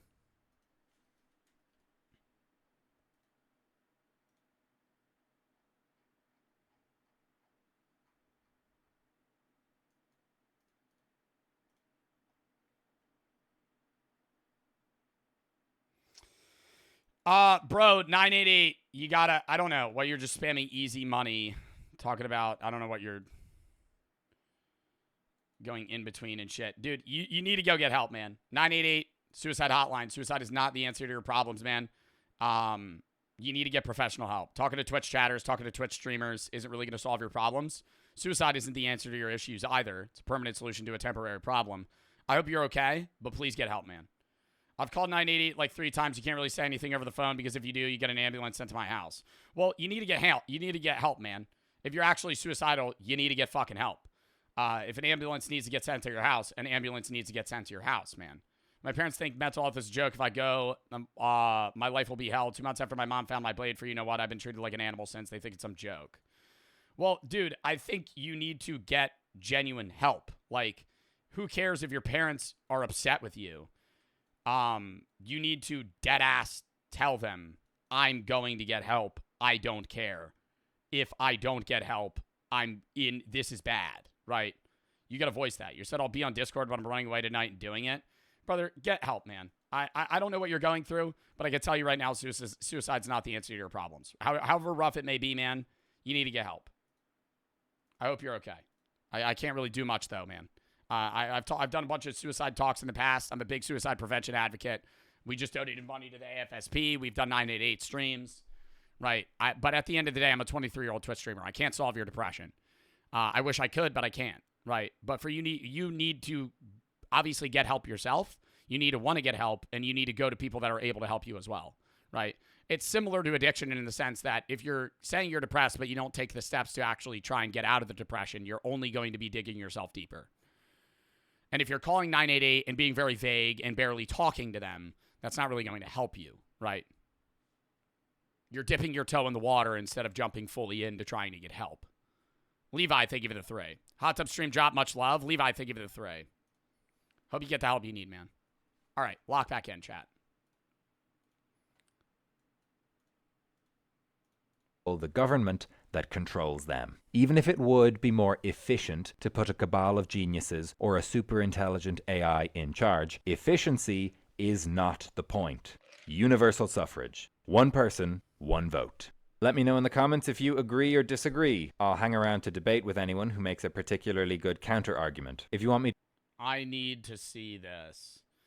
Came to this super skeptical, was persuaded. I don't know if I was super persuaded, but he made good points. I feel like if all ages could vote, this would greatly increase the amount of parents who try to indoctrinate their children to having their political ideology, but whatever means necessary. I fully agree with that. I think this is already an issue where parents view their kids as dolls and want to make them little thems, like a mini me. Rather than, you know, their own individual person.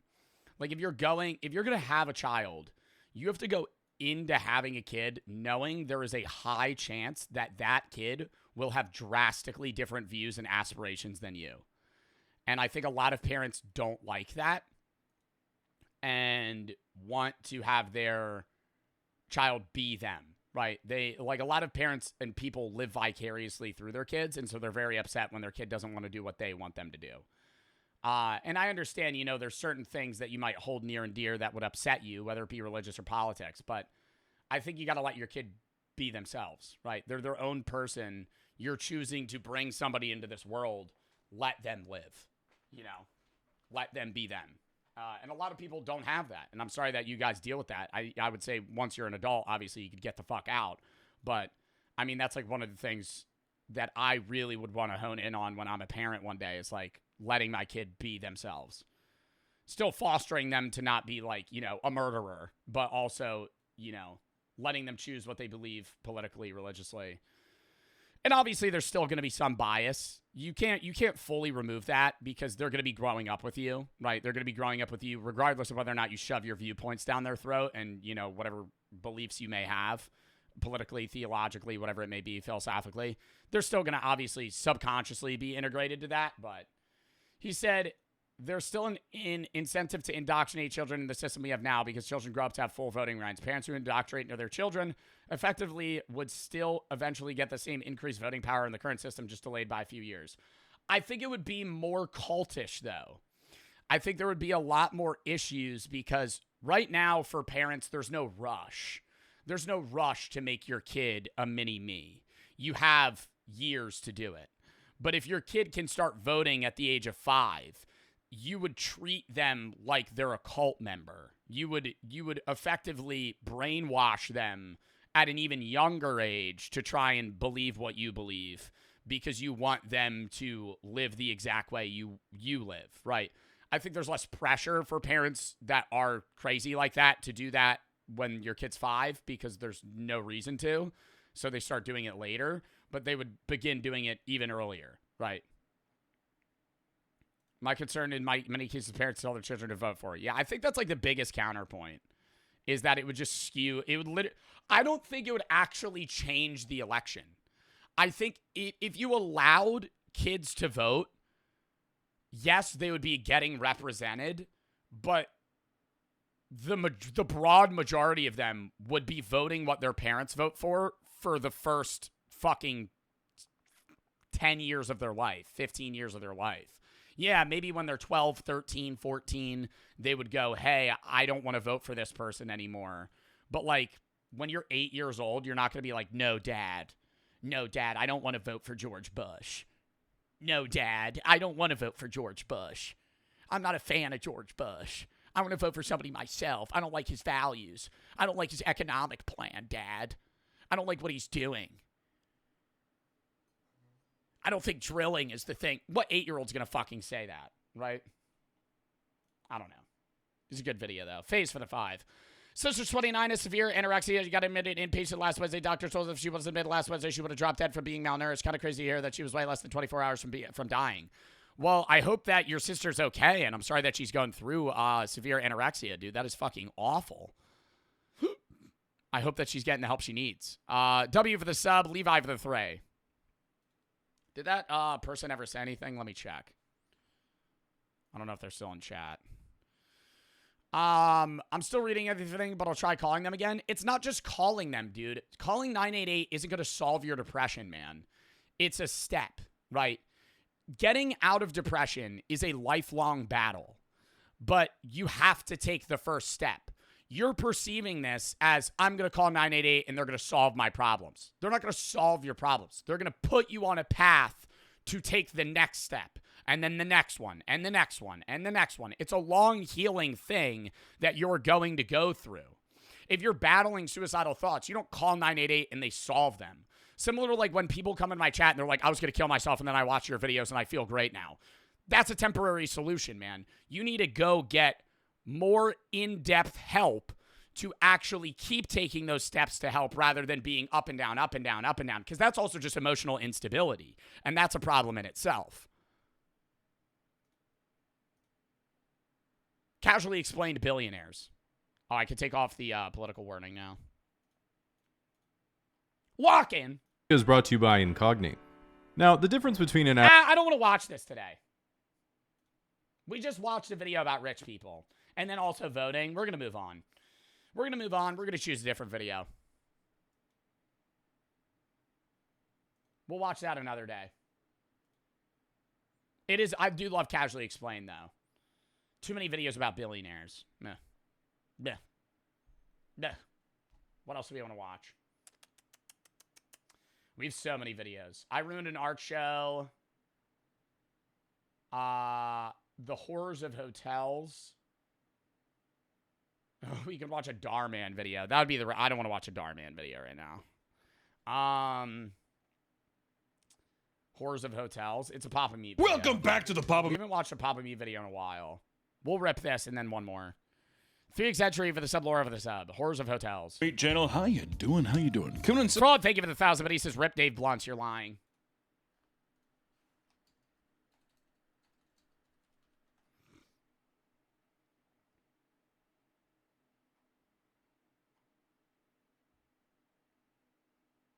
You're lying. He didn't die.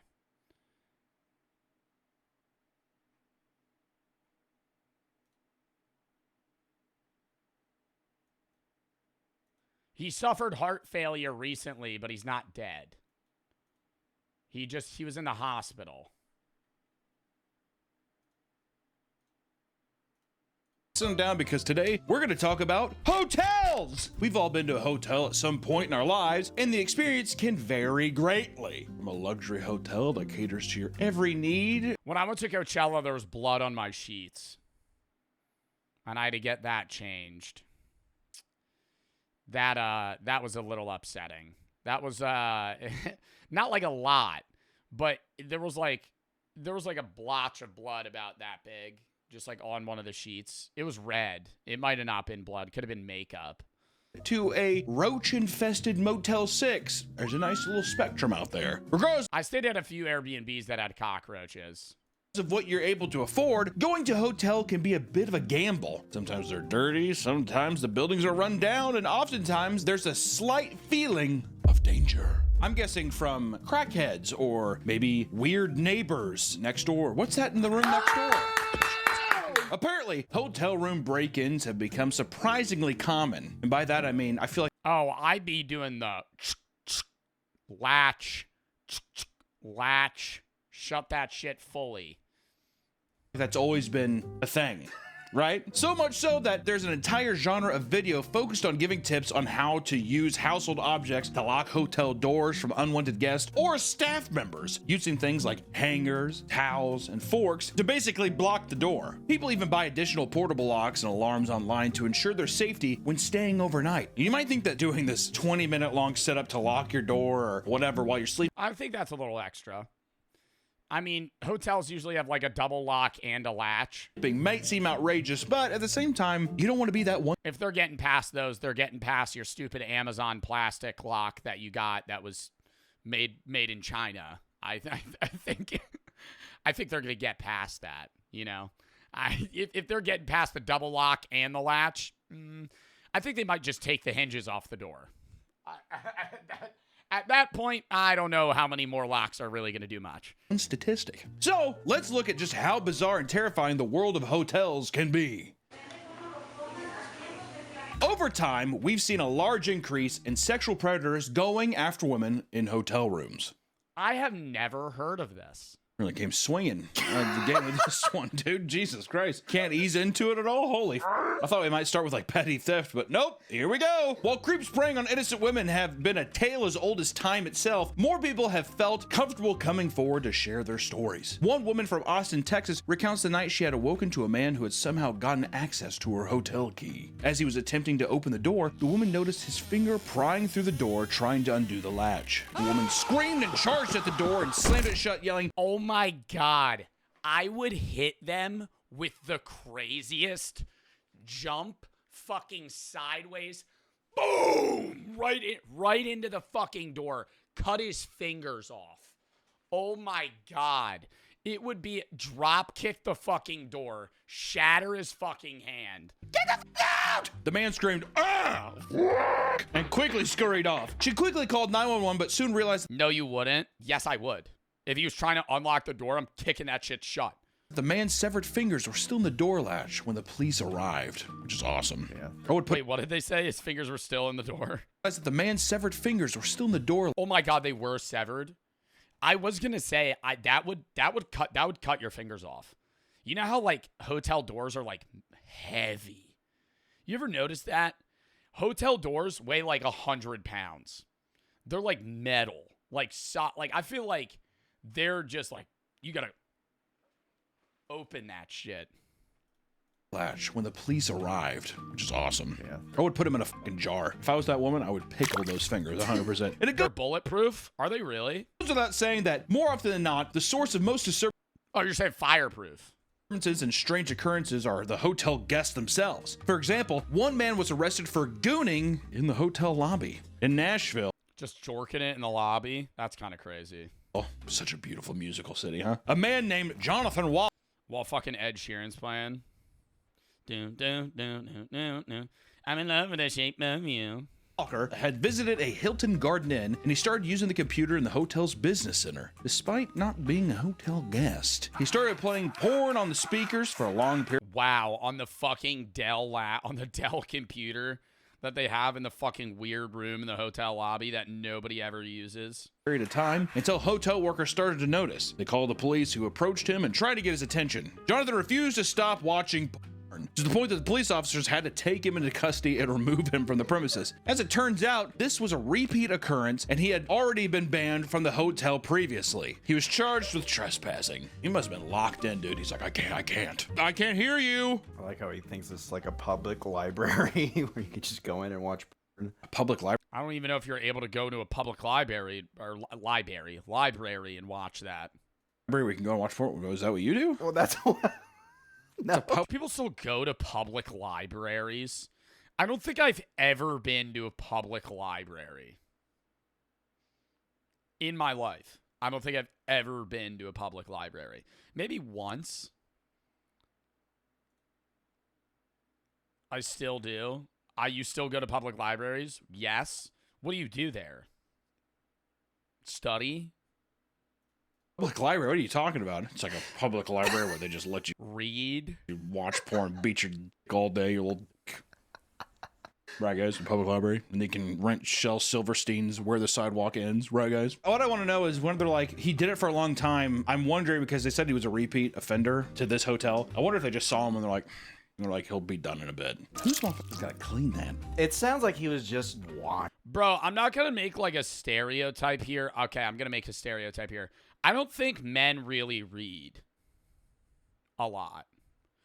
Whenever I go into like a BAM bookstore, if there's like 20 people in the store, like 2 of them are men. Ever. I feel like a lot do you think there's a statistic on that? How much do women read compared to men? Women read more books than men, especially fiction. Survey studies show that women consistently read more frequently and in higher volumes than men do. They have a higher likelihood of reading for pleasure and engaging with various forms like physical books, ebooks, and audiobooks. One side thing, I don't understand how like women read like sex novels. I don't think I could do that. Like, read, like, 50 Shades of Grey. I'm not saying all women, by the way. I'm saying, like, that's a popular book, right? Like, I wouldn't be able to read that.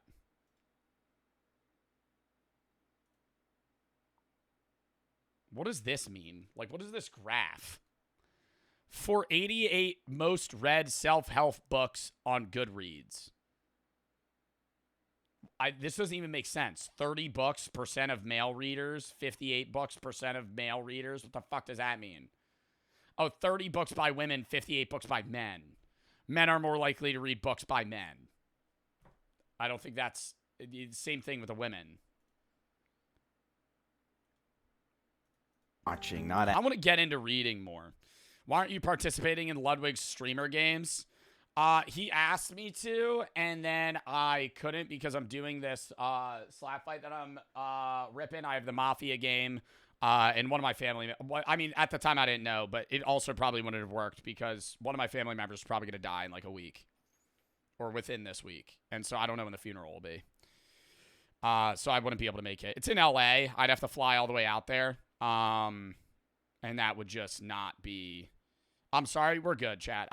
We'll talk about it another day. We mentioned it yesterday, but yeah, no, like that. I got a lot of shit. I got the slap fight tomorrow, so I can't stream because I'm gonna be going to that.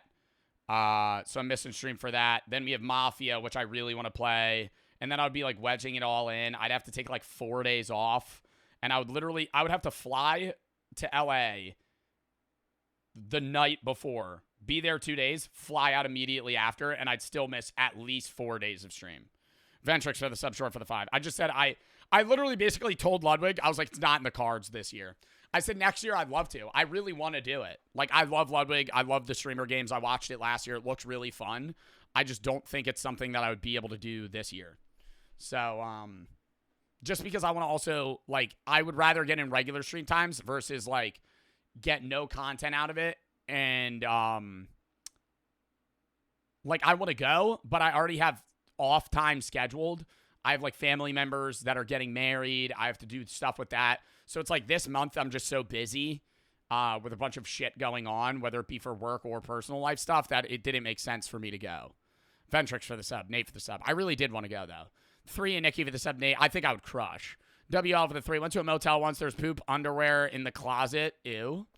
Rice, thank you for the 3. You've helped me so much. My brother committed suicide when I was in 6th grade. I'm sorry for your loss, man. Going into 9th, you've helped me grow so much. Watch your YouTube videos when I watch your VODs, now streams. You're a role model, so thank you. Well, I'm glad I'm able to help, man. I'm sorry for your loss, dude. Bobat and John for the sub, Fraudulent for the 1,000, but he's already read that. Ventrix for the sub. And you better believe, well, I think he was doing some dry rubbing, trying to start a little Indian fire. You know what I mean? Oh, little pocket pool? Yeah. Also, too, there's no way they're Oh, not pants out? cleaning those keyboard Or pants down? keys. Just leave it. They You know what I dust mean? them, probably. Yeah, definitely. And of course, this is not the only story about gooning in a hotel. There's also Florida's serial hotel gooner. That's right, my friends. Serial hotel gooner. In 2019, at Hotel Zamora, Jason Bradley walked into the hotel balcony naked and started masturbating in front of a hotel staff member. That's just not fun. That's a little peekaboo. That's a little Jack in the Box that I don't want to see. Isn't that sexual harassment? Yeah. How is that arousing as well for him? To just literally like walk up to somebody that's like, ew, what are you doing? And just start doing it. Well, it says the guy with the public library thing. How many I get it? When management intervened and told him to stop, Jason ran back to his room and just watched a video from 2 months ago. You still have the same clothes on. Do you need money? Question mark. No. Yes, I wear very similar clothing. I've had these $4 tank tops for a while. Why do I need new ones? I actually do need to get new ones soon. These are starting to get like, I don't know. You know, like flimsy. Been wearing them for like a year. lock the door. You're a little toddler. It's like when your parents try to pick you up from your friend's house and you try to hide and be like, just see if I can stay over again. Except this time it's like a 6'3" naked guy, hard dick run through the lobby. Police were promptly called and he was arrested shortly after. 3 days later, Jason was again arrested for the same thing. This time at a high. I mean, at that point, oh my God, at touching himself on a beach. At that point, I feel like he would just have to stay in jail. Hotel near Clearwater Beach. This time, Jason was caught jerking it in a beach house cabana that he didn't pay for, which was the biggest crime there. And that was after 3 women complained about him, so he was hiding there beating for a bit. Took 3 women to come forward and be like, there's a guy in there. And let me tell you, I don't think he paid. When confronted, Jason punched the employees in the face and then ran into the parking garage to hide. You think that was the hand he was using to beat his cock? No, I think he punched with his other hand and kept beating. So you think that he's beating and punching? That's an alpha. The police were called and Jason was once again swiftly arrested. He now faces multiple counts of What do you think the conversation there is? lewd exhibition and assault. Just a few months ago, he was also arrested for indecent exposure involving a minor. Just had a. How does he keep getting in and out of prison and then just jorking it in public? You know what I mean? Like, how is he getting arrested for indecent exposure, getting out the next day, and then going to the beach and doing it again? Put the little cherry on top. And there it is. He's just a guy being a dude. Okay, no, he's a. Wow. All right. Today's video is sponsored by Hungry Root. Eat for to see breast. Helper has paid off your hungry night, creating a. Some people Papa B. Strange hotel guests sponsor this video and back to the video. Some people have reported strange hotel guests sneaking into their hotel rooms in the middle of the night, creating a traumatizing experience. Natalia Toxisi, a model from Thailand, posted a viral TikTok detailing a horrifying experience she had in a Japanese hotel. She had traveled. Found a strange man under my bed. I'm kicking him in the fucking teeth. Oh my God. I feel like if you looked under a bed and somebody was there, your gut reaction is like scream and run, but you're really in the biggest advantageous position you could be in.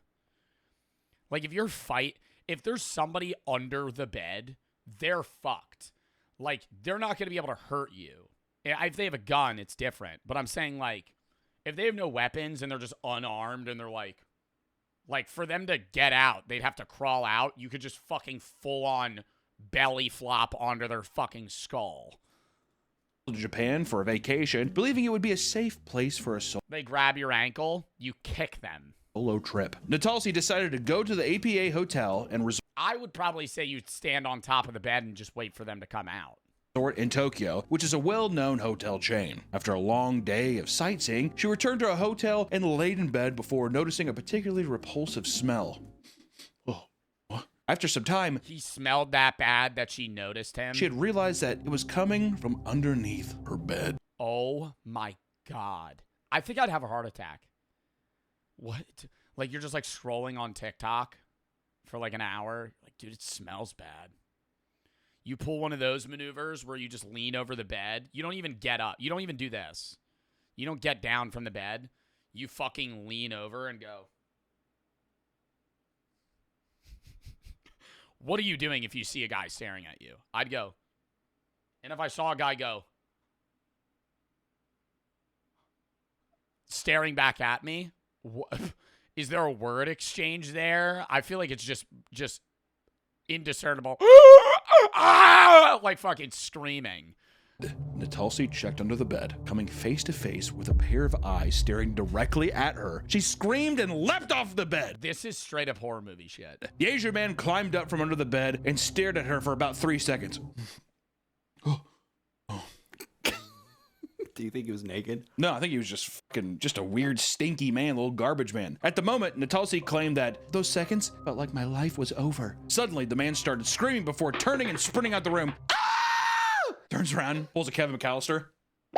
The police were contacted where they found a hidden power bank that the man was using for his phone, meaning he had potentially been there for a long... He was there all day. Oh, so he wasn't even trying to be... Wait, so he wasn't trying to be a creep. He just wanted to charge his phone? Like he was bumming and living in the hotel room and just sleeping under the bed?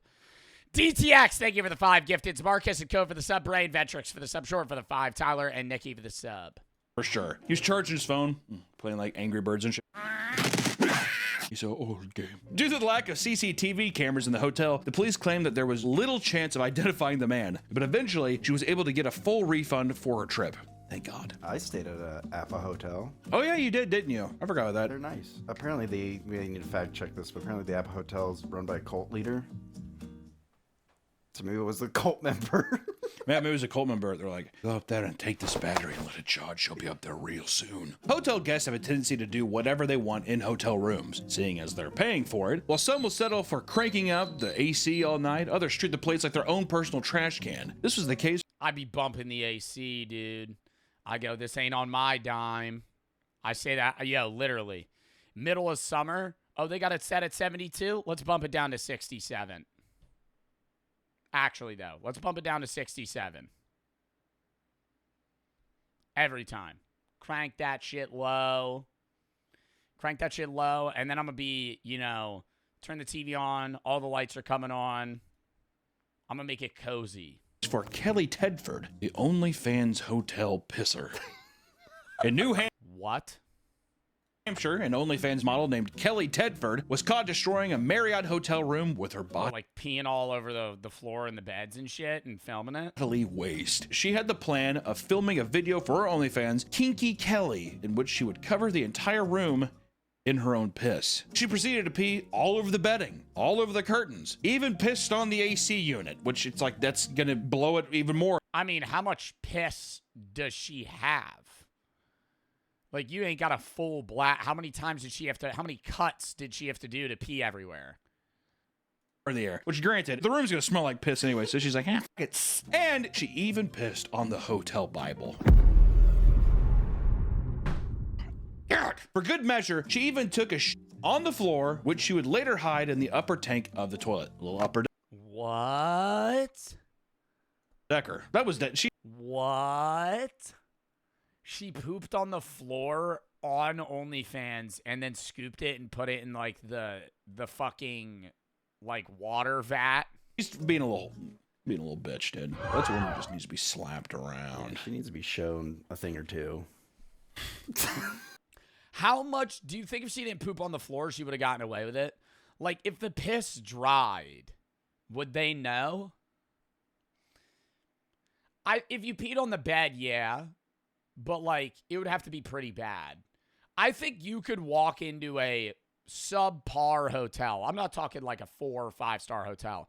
I think you could walk into, like, a Days Inn and just every time you needed to pee, just pee in the corner of the room. And I don't think they would notify you. I think you would just be like, you would hear nothing. They wouldn't clean it. It would smell a little. It would smell. You think it would smell that bad? All right, we just sound poop, yeah. Piss?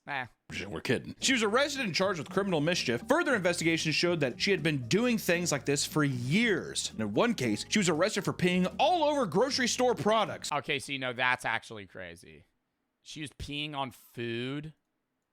mischief. Further investigations showed that she had been doing things like this for years. And in one case, she was arrested for peeing all over grocery store products. Jesus fucking Christ. And a whole new problem with hotel guests emerges when you look at stories revolving around luxurious hotels. Some wealthy guests can be straight up menaces. Some hotel workers have to put up with a very unique type of harassment, like the smear campaign orchestrated by a teenager named Theodore Weintraub. Theodore had been attempting to order a drink at the bar inside of the Mark Hotel, an upscale spot known for its high-profile clientele. He was turned down due to him being 17, attempting to use a fake ID, which caused him to become aggressive. After causing a scene, he was banned from the hotel for disturbing other guests, and he later tried to— Why is there so many pictures of this guy? Like, why do we just have, like, fucking straight up B-roll images of him? Like, this is just, like, a stock photo. He just has, like, aura photos just ready up. And from the hotel for disturbing other guests. Like a Getty image. And he later tried to enter through a dinner reservation with his family, only to be caught and denied entry. He begged them to reconsider, only to flip out since he didn't get his way. And according to the filing, I think at that point, if he wanted to drink that bad, he could have just waited for dinner and then, like, had his dad order a drink and then just take it. Defendant began— Oh, he started being anti-Semitic and spitting in people's food? accusing the hotel of being anti-Semitic and spitting in people's food. What does quelled mean? The father eventually quelled his outburst. What is quelled? Put an end to. I mean, dude, if I had a son that was causing a scene like that at a restaurant, I'm kicking him the fuck out. We're leaving. I am a firm... I mean, dude, kid's a teenager now, so it's even different. But, like, if I had a 5-year-old, or, you know, this kid's like 17... So let me do this example first. You ever go to a restaurant and there's like an iPad kid just starts screaming, crying about anything, getting up and leaving? You know, I don't understand. I'm not going to make any judgments of that person, right? But like, if I'm the parent and my kid is crying in a movie theater, crying at a restaurant, I'm getting the fuck up and I'm walking out, right? I understand there might be like a reason that they're crying, but like, that's just like this is ruining everyone's eating experience, especially at a nice restaurant. Like, there's been times, it's a little different if I'm, like, at an Applebee's, and, you know, that's kind of the service I'm expecting, or the experience I'm expecting is some crying kid and a bunch of other shit and annoying people, food on the floor, whatever it may be.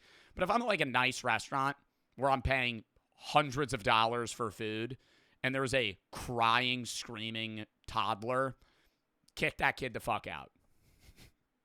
If I'm I think that should be like a rule at fancy restaurants. I'm actually going to have that take. If I'm at a fancy place or I owned a fancy restaurant where like you're paying an average of over $100 per person, you can't bring kids in. Like, not like, you know, a 10-year-old, but like a kid that's going to like a Ruth Chris. If I'm at a fucking steakhouse, not like Texas Roadhouse, like a family joint, like a fucking 5-star steak restaurant, and there's a toddler screaming, kick him out. Sorry, you gotta leave. I'll comp your bill. You gotta leave. You're ruining the experience. You're on a date.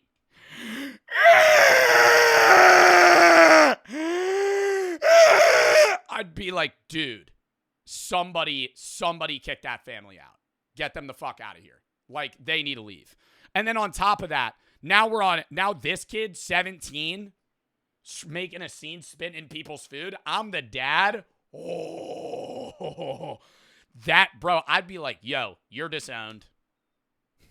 Yo, you're on your own, buddy. Hey, we're going home tonight. You ain't got a home, pal. Sorry. What are you doing? 17, you're spitting in people's food? I'd be like, bro, no way. Until his father calmed him down. Theodore, stop. Stop it, Theodore. Calm down. We're sorry. He usually gets his alcohol and he's fine. He wasn't spitting? Oh, defendant began the hotel of accusing... Oh, he said the hotel was anti-Semitic and spit in people's food. Oh. Either way, if he's throwing an outburst because he got denied because he's not 21, can't have a drink. Stop. Stop it. I'd be like, bro, you gotta leave. Theodore, calm down. We're sorry. He usually gets his alcohol and he's fine. Funny and Trey for the sub froze for the 1,500 bit. He's been watching soon for leaving for college. I want to donate, give the thanks, make my life happy. Do you have any advice for college over content? Focus on your classes. Schedule your shit. Don't procrastinate. Girth, thank you for the 3. Bros, I'm eating. Oppenheimer for the sub. Sketty for the 3. During a major parade, I brought a hotel with my friends. Later that night, Sketty may have pissed in the corner of the bathroom floor and fell asleep. That's different, though. I'm a burn X for the sub. TTX, thank you for the 5. Gift is brave for the sub. God damn it, Theodore, calm down! There was also reports of hotel staff passing by him on the street near the hotel. Theodore became enraged and started screaming at them. This frustrated him so much that 2 years later, he returned to the hotel only to enact his revenge. He hired multiple protesters to stand outside the hotel and smear their reputations with signs reading, "Mark supports Epstein. Mark denies the Holocaust," and "The Mark spreads disease." Check, and He paid people to do that? check. All the while, Theodore sat inside of his Cadillac parked out front so he could laugh at the he's a rich kid. Scene unfolding. And at one point, hotel guests were physically accosted as well. Theodore made sure to do this during the busiest time when celebrity guests would be staying at the hotel, specifically Drake. At one point, they attempted to physically stop him from re-entering the hotel, causing a crowd of his fans to get into a physical altercation that ended in one protester being punched in the face. In the end, the hotel filed a restraining order against Theodore and barred him from continuing his protest within 150 feet of the property. They're like, so you can do it, but just a little farther down. Does that even work, though? I feel like they... Well, first off, if the protesters aren't getting paid, they're going to show up a couple times, but they're going to quickly be like, I can't keep doing this, you know? Also, him sitting in his Cadillac, he's like definitely like a little Nepo baby thing, just chortling, eating snacks. Like, can you pay us more? I can. My dad doesn't give me allowance yet. No. Other hotel staff members have recounted stories of guests making them incredibly uncomfortable in public forums. One worker tells a story of her creepiest night shift experience. One night shift worker explains that most of the calls they get late at night are from creeps, which just makes sense. People, little gooners. Creeps just calling hotel front desks at night? For what? Going out there being like, I'm outside, I can smell your panties. Jeez. Like a little prank call stuff, you know what I mean? Yeah. I'm here, I'm outside. Whatever. Or just people just being like, what are you wearing? I mean, I could see that. Just weird shit. Also drunk, too, maybe. Yeah, drunk assholes. I need a place to stay. She received a call at 1 a.m. from a hotel guest, only to find out that he was jerking off over the phone. What did I tell you? What did I tell you? Hang up. I think she heard it. Yeah, dude. The pud? Probably definitely heard the pud was all wet, sound like a big, like, trough of mud. Do you think he was making little moans? I was wondering if I could get away. Wake up call. Another staff member recounted the time that a naked man ran into the lobby and started yelling at workers to give him directions to the bathroom. He was given directions only to go the wrong way and end up running into a wedding party. Oh my god. Oh my god, no. A random naked man showing up at your wedding? The man began to panic, crying profusely, and he turned back around, leaking all over himself and on. Oh my god, wait, so he wasn't even trying to be a streaker? He was like actually gonna shit himself. Why was he naked though? And did the hotel not have a bathroom? Well, if the room he was staying in would have a bathroom. To the floor. He had to be escorted out of the building by police, and the wedding event was comped with the hotel for their absurd interruption. No, that's kind of fire though, Loki. Naked man runs into the wedding. Whole wedding comped. Whole wedding thing comped. It's pretty expensive. How do we know that wasn't orchestrated? I was just thinking the same thing. Pay somebody to do that. Somebody in chat just said that. Yeah, give a guy $500 so you save like $10K. I'm gonna do the same thing for my daughter's wedding. When my daughter gets married, I'm gonna be like, here's $200. Just shit yourself and run through. Oh, come on. Oh, come on. We need this whole wedding paid for. By the way, can we get like 10 more bottles of wine on you guys? Thing is free. $200 and you save how many thousands? Come on now. Easy to repeat too, because all you have to be like, the wedding's there, go up to the staff, ask where the bathroom is, go the wrong way. Easy peasy. The only problem is your wedding's in a hotel. Oh, I mean, nice hotels. No, it's true. Hilton. Yeah, but I mean, yeah, I don't know. Hotel wedding at a Hilton depends where. What Hilton where? In Hilton in North Dakota. Hilton in, the Bahamas. Where'd you get married? The Hilton. Isn't it a typical thing, like just tiny chapels? Holiday Inn. Hey, the breakfast there is pretty fire, though. Or Barnes. Hey, hangover breakfast at the Holiday Inn. They got cinnamon buns. Or barn. I got married on a beach. Oh yeah, that's right. On an Oregon beach. I want to get married in Scotland on the cliff, and have my wife come down on a helicopter.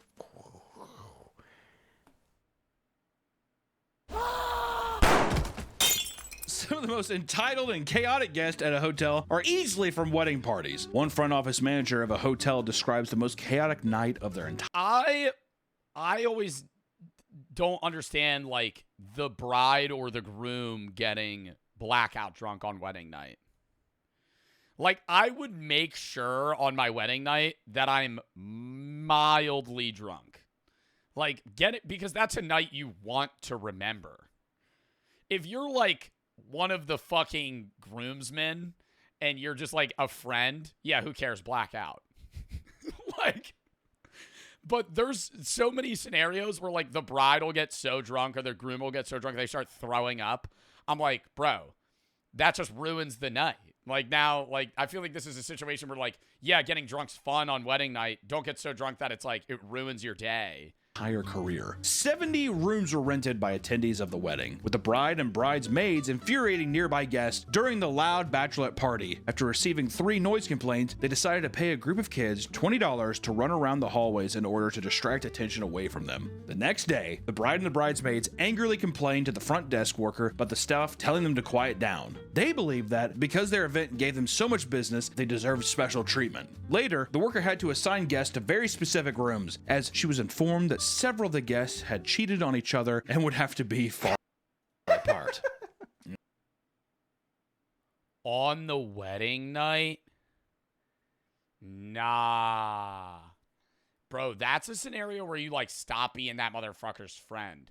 It's your wedding night and one of your friends cheats on their girlfriend or boyfriend there. Bro. It's a crazy wedding, dude. The Hilton's getting a little wild. I'd be like, you need to leave. The day of the wedding was full of guests screaming at the staff over small inconveniences. In the middle of the chaos, one mother reveals that her child drank too much pool water and ended up throwing up. All right, I'm sorry. I'm imagining these people being very annoying. I don't think this is what the wedding looked like. Like, this is a very, like, these images we're getting are, like, very happy. You know, I think this is, like, you know, 1-2 songs playing. Everybody's way too drunk. In order to distract it, deserved special. Several of the guests had cheated on each other and would have. The day of the wedding was full of guests screaming at the staff over small inconveniences. In the middle of the chaos, one mother reveals that her child drank too much pool water and ended up throwing up in the elevator. During the wedding reception, police had to be called due to adults buying drinks for the underage children. One of them gotten so drunk that he took his mother's keys, attempted to drive her car, and crashed in the parking lot. This is one wedding? Everyone was kicked from the venue, and the party resumed all night in the hotel rooms between arguing with staff who were trying to quiet them down. In the morning, the bride storms into the lobby and tells the front office manager that every single person should be refunded fully. The bride was furious over the fact that the cops are called, stating that they should be allowed to have fun and not be treated like a bunch of dogs. Then don't have your fucking wedding at a hotel. Have your wedding at like a destination where you have the specific area just for you, not other random people staying. No refund was issued, and the worker threatened to call the cops once more if things continue to escalate. What I would have done is like at that point, have the wedding at like your parents' house or somebody where like everybody could sleep there. Because I know the common rebuttal is going to be like, oh, they don't have enough money. Okay, then don't have the wedding at the fucking hotel. Have it in your fucking backyard. Right? Then you can black out. Doesn't matter. Would have been like, I have this hammer, and I'm going to drive it through your fucking skull. You and your trashy-ass family. You know what? Actually, come here. And I would. I'd kill all of them with a hammer. But I'd let the kids get drunk still. We've talked about some wild hotel guests. Don't let that fool you. Hotel staff members can just as easily be the creepiest and most insane people. Look no further than the infamous story of Poop Gelato. Did I grab your attention? Poop Gelato. Steve White and his wife Jessica had been staying in the Coogee Bay Hotel in Sydney, a popular beachfront tourist destination. While grabbing a drink at one of some dude started mixing poop in the chocolate ice cream. The pubs on what percentage of poop would need to be in chocolate gelato for you to notice? I would say like 10%. I would say like 5%. I don't think you're noticing. I think if there's if your chocolate gelato's 5% poop, I don't think you know. I think you might be like, tastes a little freezer burnt. Occasion, they were frustrated to find that the music they were playing overpowered the rugby match that they were trying to enjoy. They also complained that the food, the staff, and the price of their gelato and the other customer. The hotel decided to appease the two of them by sending a large complimentary bowl of gelato to their table. How I eat it? Would you like to have some gelato? It's from Italy. Among the various flavors of gelato in the bowl, the bottom seems to be layered with chocolate. Steve took a big bite, only to throw it up and retch over what seemed to be a giant log of hidden underneath the gelato. Jessica had already taken a bite as well, becoming violently ill. The hotel tried to offer them $5,000 to look the other way, which was no, $5,000. I'd be like, nah, I'm suing y'all. $5,000 was denied. Instead, they took a sample of the feces and went to the police, who confirmed that it was indeed human excrement. Investigation into the poop gelato sampled failed to reveal who the culprit was. To save their reputation, the hotel employees signed contracts and forbid them from talking to the media. Jessica's reputation, however, was slowly ruined over the course of a month. According to her, everywhere I go, I'm now known as the one who ate the poo. It happens when I'm shopping, when I'm walking down the street, and when I'm... Yeah, get the fuck out of here. When every time she walks into a local CVS, you're the poop eater. You ate poop. No, that's not happening. Everywhere she goes, people recognize her. I'm on the sideline watching my son at Little Athletics. What are you, fucking Dwayne Johnson? On a Saturday morning. In the end, an undisclosed amount of money was reached in a settlement between the hotel and the... How much do you think they got? Undisclosed. Probably like $100,000. Probably no, they're not getting millions, bruh. Whites. It had to have been like, you think it was at least 6 figures? Yeah, 6 figures. I think a low 6 figure. Under $250,000. You're not getting over $250,000 for eating poop. They offered her 5, she said no. And then they're like, this is hush money. I bet you anything it was like at least $100,000. I think that she could have probably shut that place down. That's gotta be like bioterrorism, right? Some kind of crazy shit like that. And you got violently ill. I mean, like people would lose their jobs or strip. I mean, like I think that. Oh, yeah, no, everybody, dude, I think everybody in that kitchen's probably losing their job. Legitimately, she probably could have shut that place down. I was thinking like $1 million. You think $1 million for some poo? Nah. Not $1 million. Okay, you're getting $1 million if somebody died. You eat some poop, you go into a coma, getting $1 million. You eat some poop, you throw up, get food poisoning, you're getting $100K. If somebody died, you'd get more. Dude. Well, the damages too. People call him Poo Lady. Yeah, reputation. I'm just saying. I think someone would buckle under $100K. You want 100,000? Okay, I'm the poo girl. What if I'm allergic? Allergic to poop?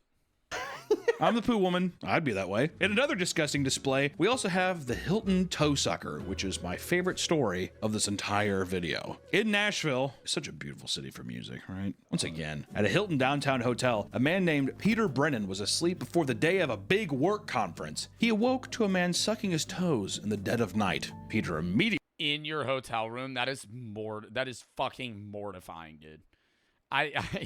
I feel like I'd be in sleep paralysis. He leaped into the air and started screaming as the man sprinted out the room. This man was David Neal, the manager of the Hilton Hotel. Wow, David Neal was licking those toes. The manager of the Hilton Hotel, who was working a night shift. David made copies of the guest key in order to break into the room and perform strange acts as a part of this weird, sick fetish. Definitely sexual. Definitely hard doing it the entire time. Must have been a good-looking guy, huh? Had sandals on. Well, that's what I was gonna say. He definitely saw. You're in room 428. I see you have a bunion there. Oh, I could smell it from here. Where'd you get that?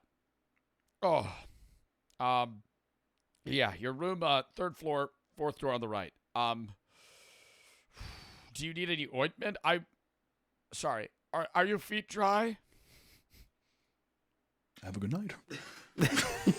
A warrant was put out for his arrest, and he was eventually taken into custody for aggravated burglary. This wasn't his first run-in with the law, as he aggravated burglary. He had previously served prison time due to a slew of crimes. Brennan told reporters that he started going to therapy after the whole ordeal and still does not feel safe in his own home. If there was something like that, that would f me up too. People can probably... Oh yeah, that's so weird that it's traumatic. Even though he wasn't like physically harmed, that's just like an experience you'd have like a nightmare about. Test this. There's got to be viewers that we have that has had someone break into their home or anything while they were there or sleeping. If you've had any crazy stories involving your house being broken into, people watching you sleep, invasion of privacy and security, dude. But does it make sense if it's in a hotel? Because that makes sense if someone broke into my house and sucked my toes. Yeah, but hotels, I mean, that's the same thing. Any place where you are sleeping and you lock the door, I think that follows you. Because then when you go home, you like hear some shit. It's just like the psychological damage to it. I think it fucks you up anywhere. Even if it wasn't your home or your own hotel room, like let's say you were staying at a buddy's house, it would fuck you up forever. That's what I've been hearing, like rats in my ceiling. You said that too with why your voice was like broken. That's why I have rats. I don't think it's rats, maybe squirrels. I think that's you having like sleep paralysis and you're... I think I have rats in my ceiling, but he hears pitter patter at night. Just envisioning things. You also get like 1 hour of sleep a night. I'm starting to hear weird things. Little gnomes running around my attic. Some of the scariest things to come out of the hotel experience is not the creepy people or staff members. It's the things people find in their rooms. It's common for people to find human excrement in their rooms. There's poo. Get over it. One hotel Marriott guest came out of the shower and pulled a towel from the rack, only to find that there was a baseball with smearing of poo on it. Others have allegedly found hidden cameras placed inside the hotel room, sometimes pointed directly at their toilet. That's the biggest thing. The amount of like hidden cameras I see in like smoke alarms, people put it in like AC vents, all that kind of shit. Also power outlets, like the screw for your power outlet, that can be a camera. There's apparently a wand you can do to like go around a room. Yeah. There's something people do with tape. I don't know if it's a troll, but they like put tape on windows and they put like a marker. I feel like that shit's a troll. That's how they do the double mirror test to see if it's a see-through. Through it to see if it's like a see-through mirror too. Oh yeah. Well, I thought I've heard that too with like hotel paintings and because they're like, I've heard that can be like a two-way mirror too. With a painting? Yeah, or like a glass frame painting, and it's like, oh, this is just a picture. I've seen some crazy shit, man. Which makes you think when I see the girl who's like, let me lock the door, and she puts like 70 things up to, I'm like, I don't fucking blame you. Also too, you think I want my tiny dick and like my fat shit splayed out in the dark web for to be sold? Not really. You know what I mean? If I'm sitting there beating my little monkey cock and then that's put online, that'd fuck me up. That's true. I guess, some of it's rational. I think it's all rational. If I walked by and I saw somebody doing that, who am I to be like, paranoid much? And then of course that's on the next day. Look at my phone and just sees me like beat my little online. I'm like, how did they get that? One hotel worker had even stumbled across a live baby that had been abandoned in the parent. A live baby in their hotel room? Dude, that would immediately be like, my mind's going, somebody abandoned this here specifically so I would, find this kid because they didn't want to take care of their child. But also, like, are maids not coming in and cleaning the room? Parents' room. I hear that happens all the time. Well, that's the whole thing with dumpster babies, too.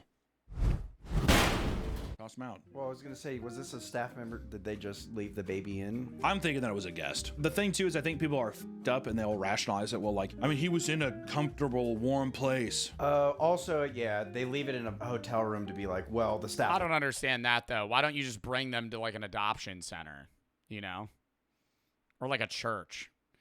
Like, if I was going to abandon my kid, I would bring them to... I'm not doing VTuber, it's React Day. I would bring them to, like, a church or, like, an adoption center, Why would you leave them in a hotel room? Not doing VTuber. Refund it.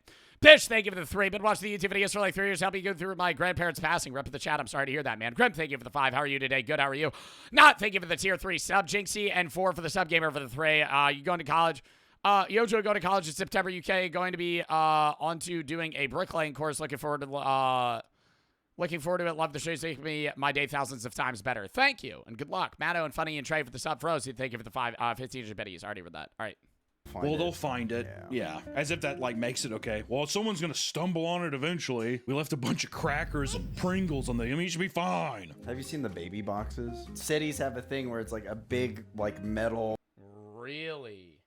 Safe haven box where you could just leave a child? So, yeah, they leave it in a hotel room to be like, well, the staff will find it. Well, they'll a bunch of crackers. Like a big, like, metal fucking box with a little window. You could put a baby in it, and when you close it, you pull, like, a string, and it calls the fire department.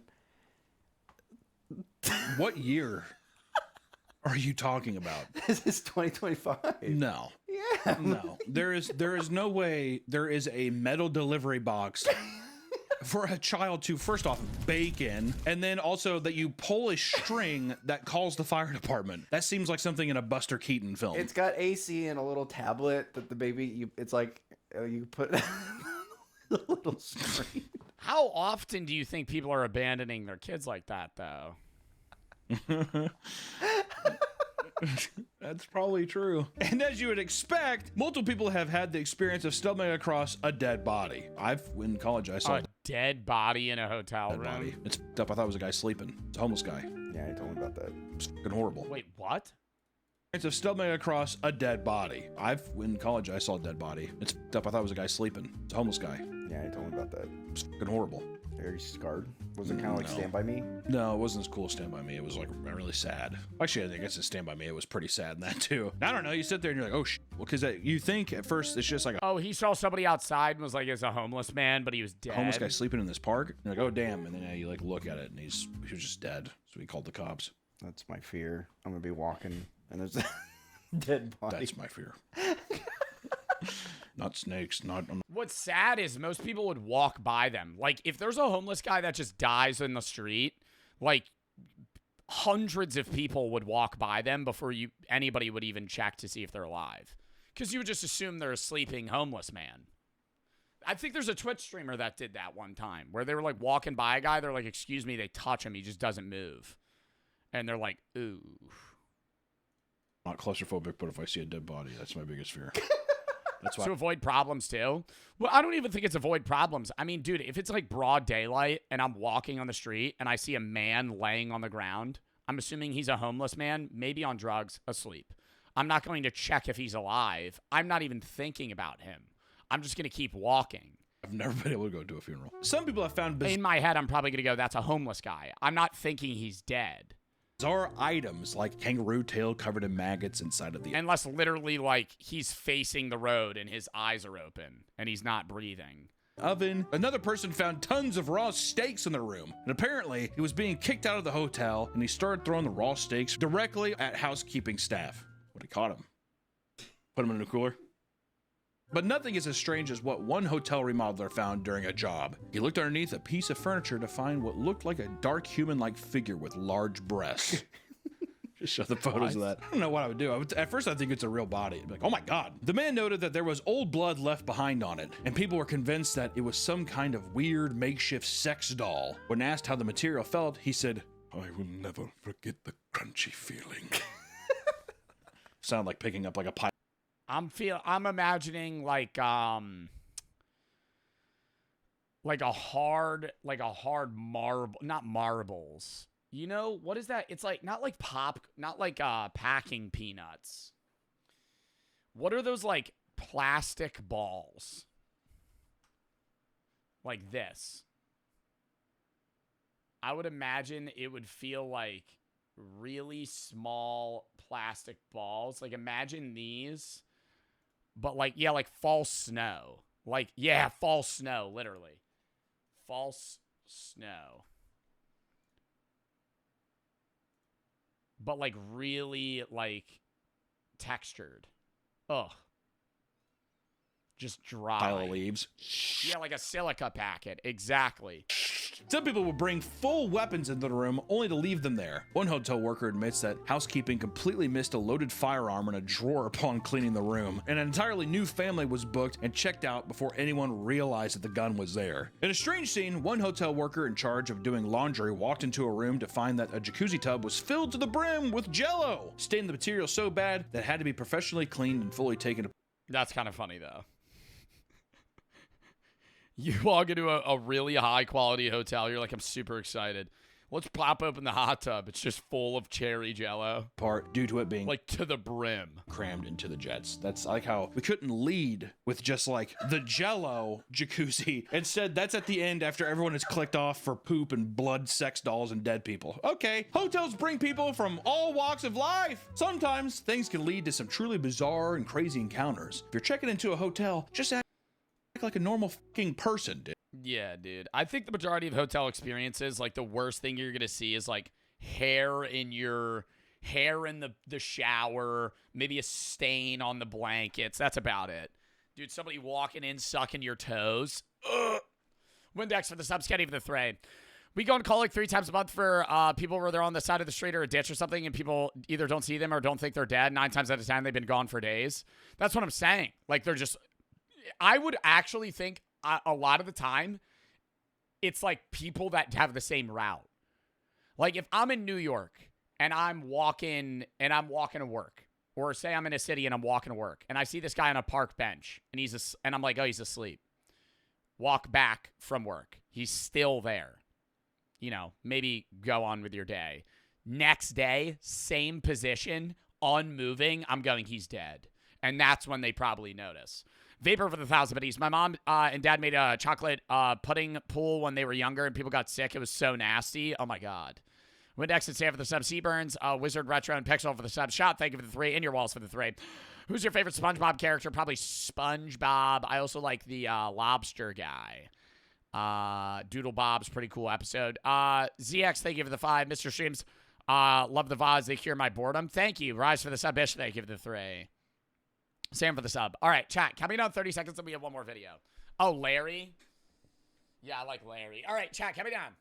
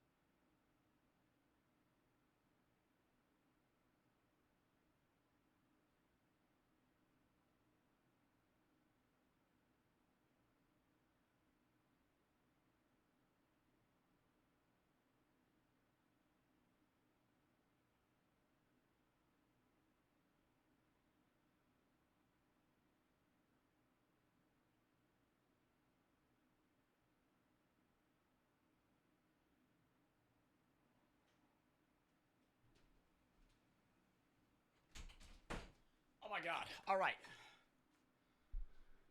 We gotta lock in for this fucking video chat. We have like no time to watch it. Lock in. Casey for the sub left and Sam for the sub. Vapor for the 1,000 buddies. Lock in chat. Let's kill you 1 billion times to make you immortal. If you're going back to school, bring Kurzgesagt with you. Students save advertisement at the beginning. If one of the most exciting ideas, impossible to delete out.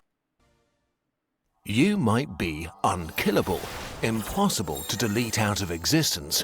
If one of the most exciting ideas about physics, quantum immortality, is true. Yeah, but there's literally no statistical chance that's you.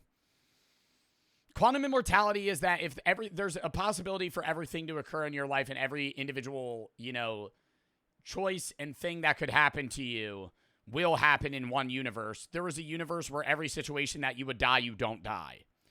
So there is one version of you that will live forever. It's not you. There's a few people that actually think they're the one. They're going to die. We're all going to die, okay? You're never going to be in a universe where you're the one guy that lives. To test this idea, we'll put a nuclear bomb in your living room. But more on that later. This is real science happening around one of the most successful theories of physics. To understand why, we need to tell you a story. The story of the smallest parts in the universe, atoms and fundamental particles. With everyday objects, things intuitively make sense. If you kick a marble 10 times with the same force and at the same angle, it always lands in the same spot. But if you kick an electron 10 times exactly the same way, it shows up in different places. On the most fundamental level of reality, randomness is the rule. The story that solves this is called quantum mechanics. Simplified, it goes something like this. A particle like an electron is not like a tiny marble, but like a shapeshifter. The simplified way that I'm understanding it is that what is it in quantum mechanics where there's two poles, and it's kind of like Schrodinger's cat, where when you're not looking at it, it's undetermined on whether or not it's up or down, but when you do look at it, it has to immediately choose one or the other, and the opposition of it immediately switches to the alternative. A diffuse thing we call a wave that ebbs and flows. But to make it much weirder, it's not a wave of matter or energy, but a wave of probability, an immaterial essence that has values between 0% and 100%. What does that even mean?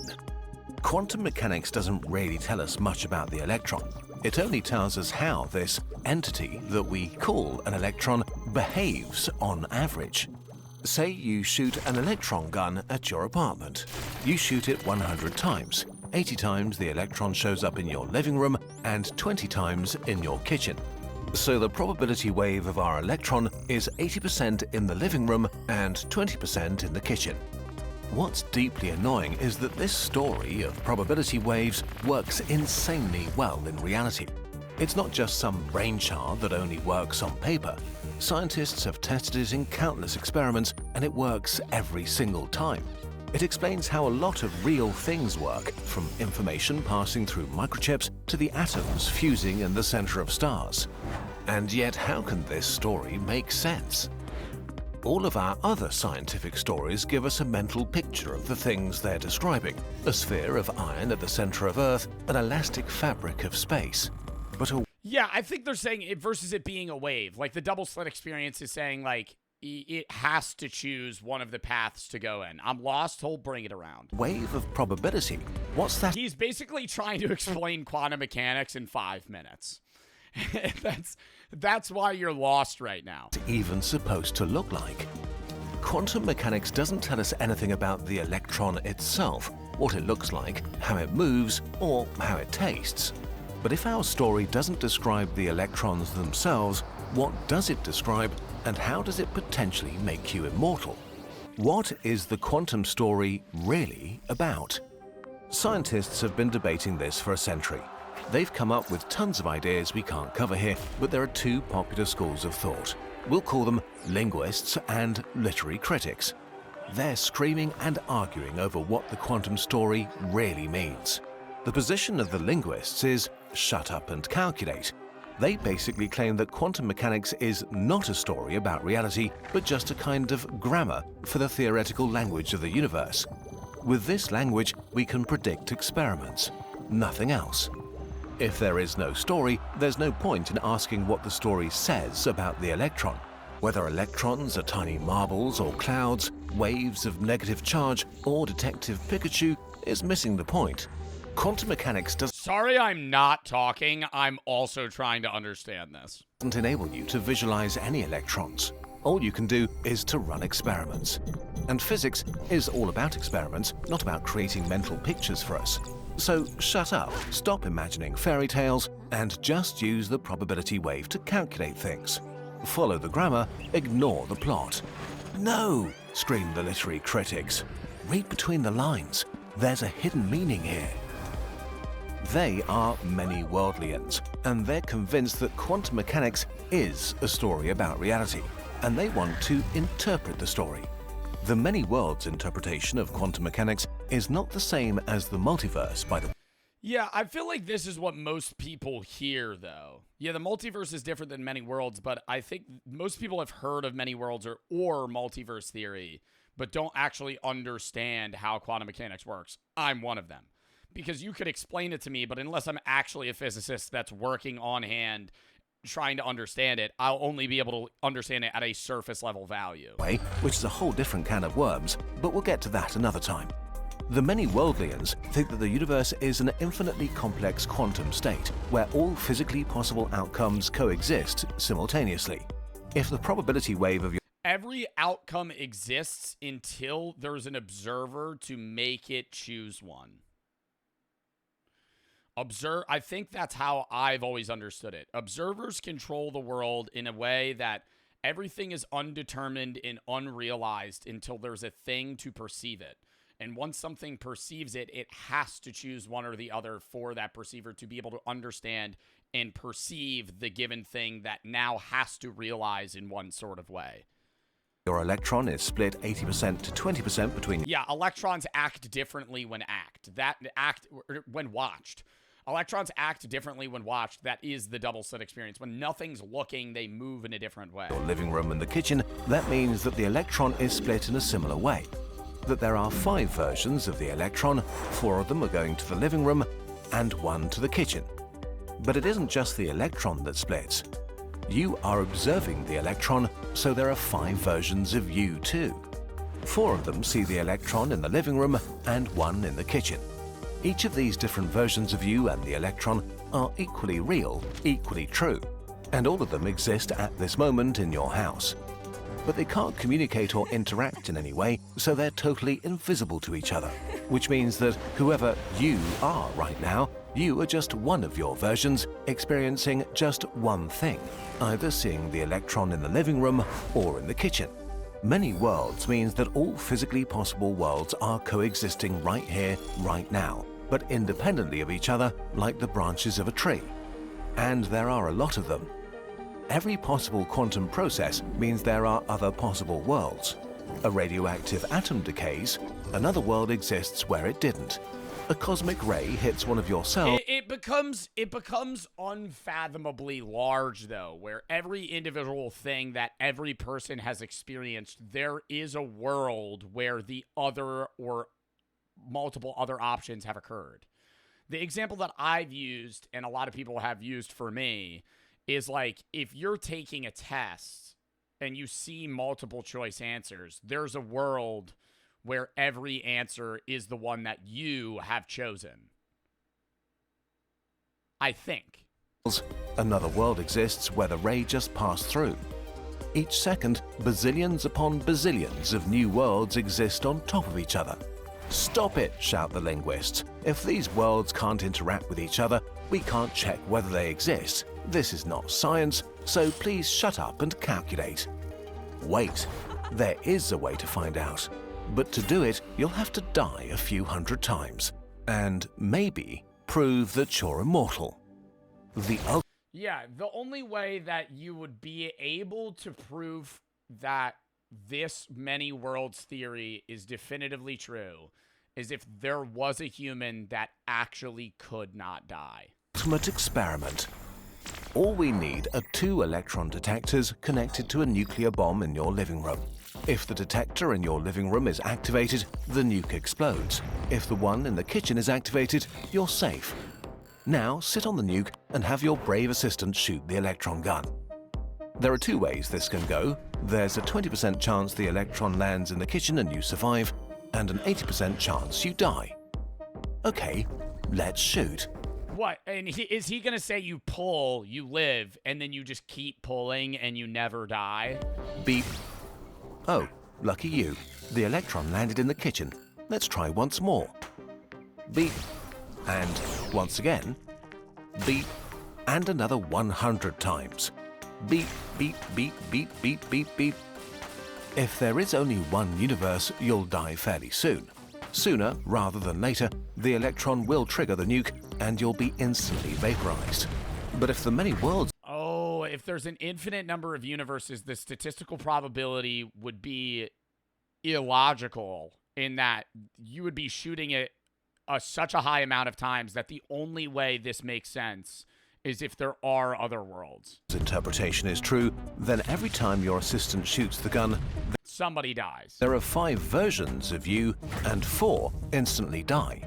Only one of your versions is alive, and there's only one thing you can experience, your survival. It doesn't matter how many times you try. In every world, you are trying to do this. So there would be an infinite number of yous that are effectively going, we're going to do this experiment right now, but only one person lives. From your perspective, who's testing it? Well, see, the reason this is stupid is because for the majority of the worlds, you would click this trigger and you would die. But there would be a universe where one individual lives. You'll survive every time. At first, it will seem like luck, but at some point, your luck will become near impossible. In a universe with just one reality, your odds of surviving 100 times in a row are about 1 in 10 duovigintillion. A 1. Yeah, it would be, you could, in the natural world, without experimenting it, it would be like, you got hit by a car, you got struck by lightning, you're perfectly fine.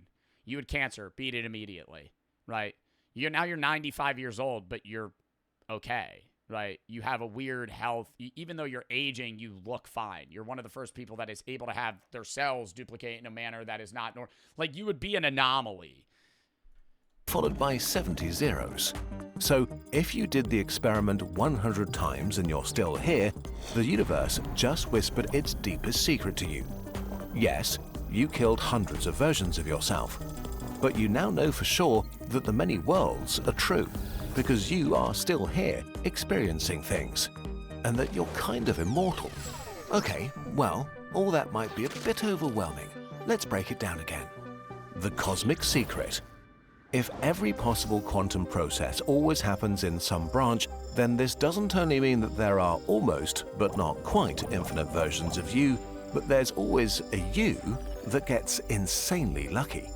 A tumor I think the best...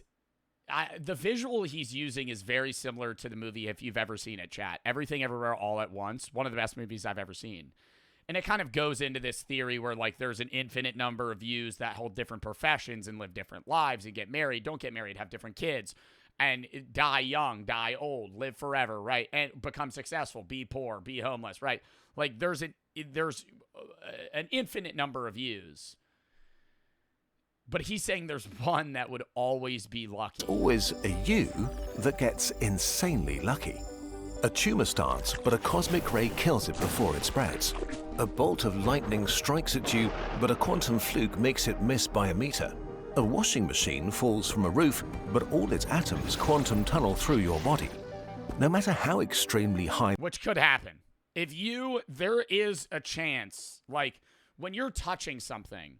You're not actually touching it. It's the atoms of things that are pressing against one another, and there's like a thin layer between it. If you were to karate chop your desk an infinite number of times, there would be a scenario where your hand just actually morphs through your table. The atoms would have to line up perfectly, but there's a scenario where you just go, vroom, and your hand just goes through your table. And it would take forever. You would never be able to do it. But statistically, there's a manner where that would happen. The likelihood is that you'll die. There may always be a branch in which you survive. So, should you start wingsuit flying today? Well, not so fast. For every version of you that survives, bazillions don't. And all those versions of you are just as real as you are right now watching this video. So if you care about the current version of yourself, you should care just as much about all the versions still waiting to be and their loved ones. In other words, if you see a washing machine falling, better move away and save as many of your versions as you can. The more universes exist with you in them, the better. Your existence makes the universe richer. And there's another good reason to move. While the many worlds interpretation of quantum mechanics feels beautiful and elegant, that doesn't make it true. We don't know if it's true, and so far no literary critic sat on a nuke to risk being Yeah, nobody's ever tested it. wrong. And even if you were to test it, there's no knowing on whether or not anyone in this universe is quantumly immortal. All 8 billion of us could be not the one. Shut up and calculate people are right. There is just one world, just one version of you. And if the washing machine hits you, you are done for. But wouldn't this be nice to know? If the many worlds idea is true, then no matter how unlucky you get, you will always know that somewhere you are lucky. I don't know if that's very comforting. Quantum mechanics is an I don't know if that's very comforting. That was a fun video, though. Back for the sub, Unfilthy for the thread. How did you figure out about Cam's death when it happened? We talked about that the other day, man. One of his friends ended up letting some of my mods know that let me know. Eurasia for the sub, cheese for the thread. You spoiled Life is Pi for me, or Life of Pi for me? I'm sorry, man, but that movie came out like 15 years ago. Blaine Berserker for the sub, Soggy for the thread. Yeah, I know about that account. I'm trying to get it removed. TTV for the sub, Chill Scrooge. Jan the Munker for the sub, AB for the sub, Damien for the thread. When is the Ludovicus 2416 stream? Cacti for the sub. You're not a unique chatter. You're probably referencing the stoning. Sam and Left for the sub. Vapor for the 1,000 biddies. Somebody's already said that multiple times. All right. Back for the sub. Chat. W stream. Appreciate y'all. Hope y'all had fun. I'm sorry I have to dip now. But we had to run this stream early for this specific reason that I got to dip. I either wouldn't be able to stream today or I streamed now. Tomorrow, I'm not live. I'm commentating a slap fight. Saturday, I'm going to be live Saturday. I'm not live tomorrow, Friday. I'll be live Saturday around like 2 or 3. We're going to be doing unbans, reacts, gaming, a bunch of shit. We'll probably finish One Man's Trash or continue it. Maybe some other Roblox games, random games, maybe some sim shit, horror. I don't know. We'll figure it out. Sunday's going to be an early-ass react day as well. I'm going to be live at like 10 a.m. 10 to 2. It'll be a 4-hour stream instead of 3, though. It'll be another react day. Monday, I'm going to be live at noon doing horror. Also early stream, but noon. Tuesday, I'm not live. Wednesday, I'm going to be live at noon doing Mafia, the new Mafia. We're going to play it for like 6 hours. Tuesday, we're going to finish it. We're going to go live at 2, though, and we'll be back to our regular-ish summer schedule. Friday, I'm going to be live at 2 doing reacts. Next Friday, I'll be live at 2 doing reacts. Next Saturday, I'll be live at 2 doing VR. The 18th is a Monday. We're going to start streaming a little bit later, easing back into our school year stream schedule at 3:30 EST on weekdays, 2 p.m. weekends still. And then the 25th, we'll be back on our regular schedule, 4:30 weekdays, 2 p.m. weekends. Off day, usually Tuesdays, but it, varies depending on week. I just let you guys know in advance. But yeah, next charity stream, maybe one in late August for F Cancer. We're definitively doing one September 7th for Suicide Prevention Awareness Day, which will be the 14th, but I'm gone the 8th to the 14th doing a hiking vlog trip. I'll still post something for Suicide Prevention Awareness Day on the 14th, but I can't stream that day, obviously, so we're going to do it before I leave on the 7th.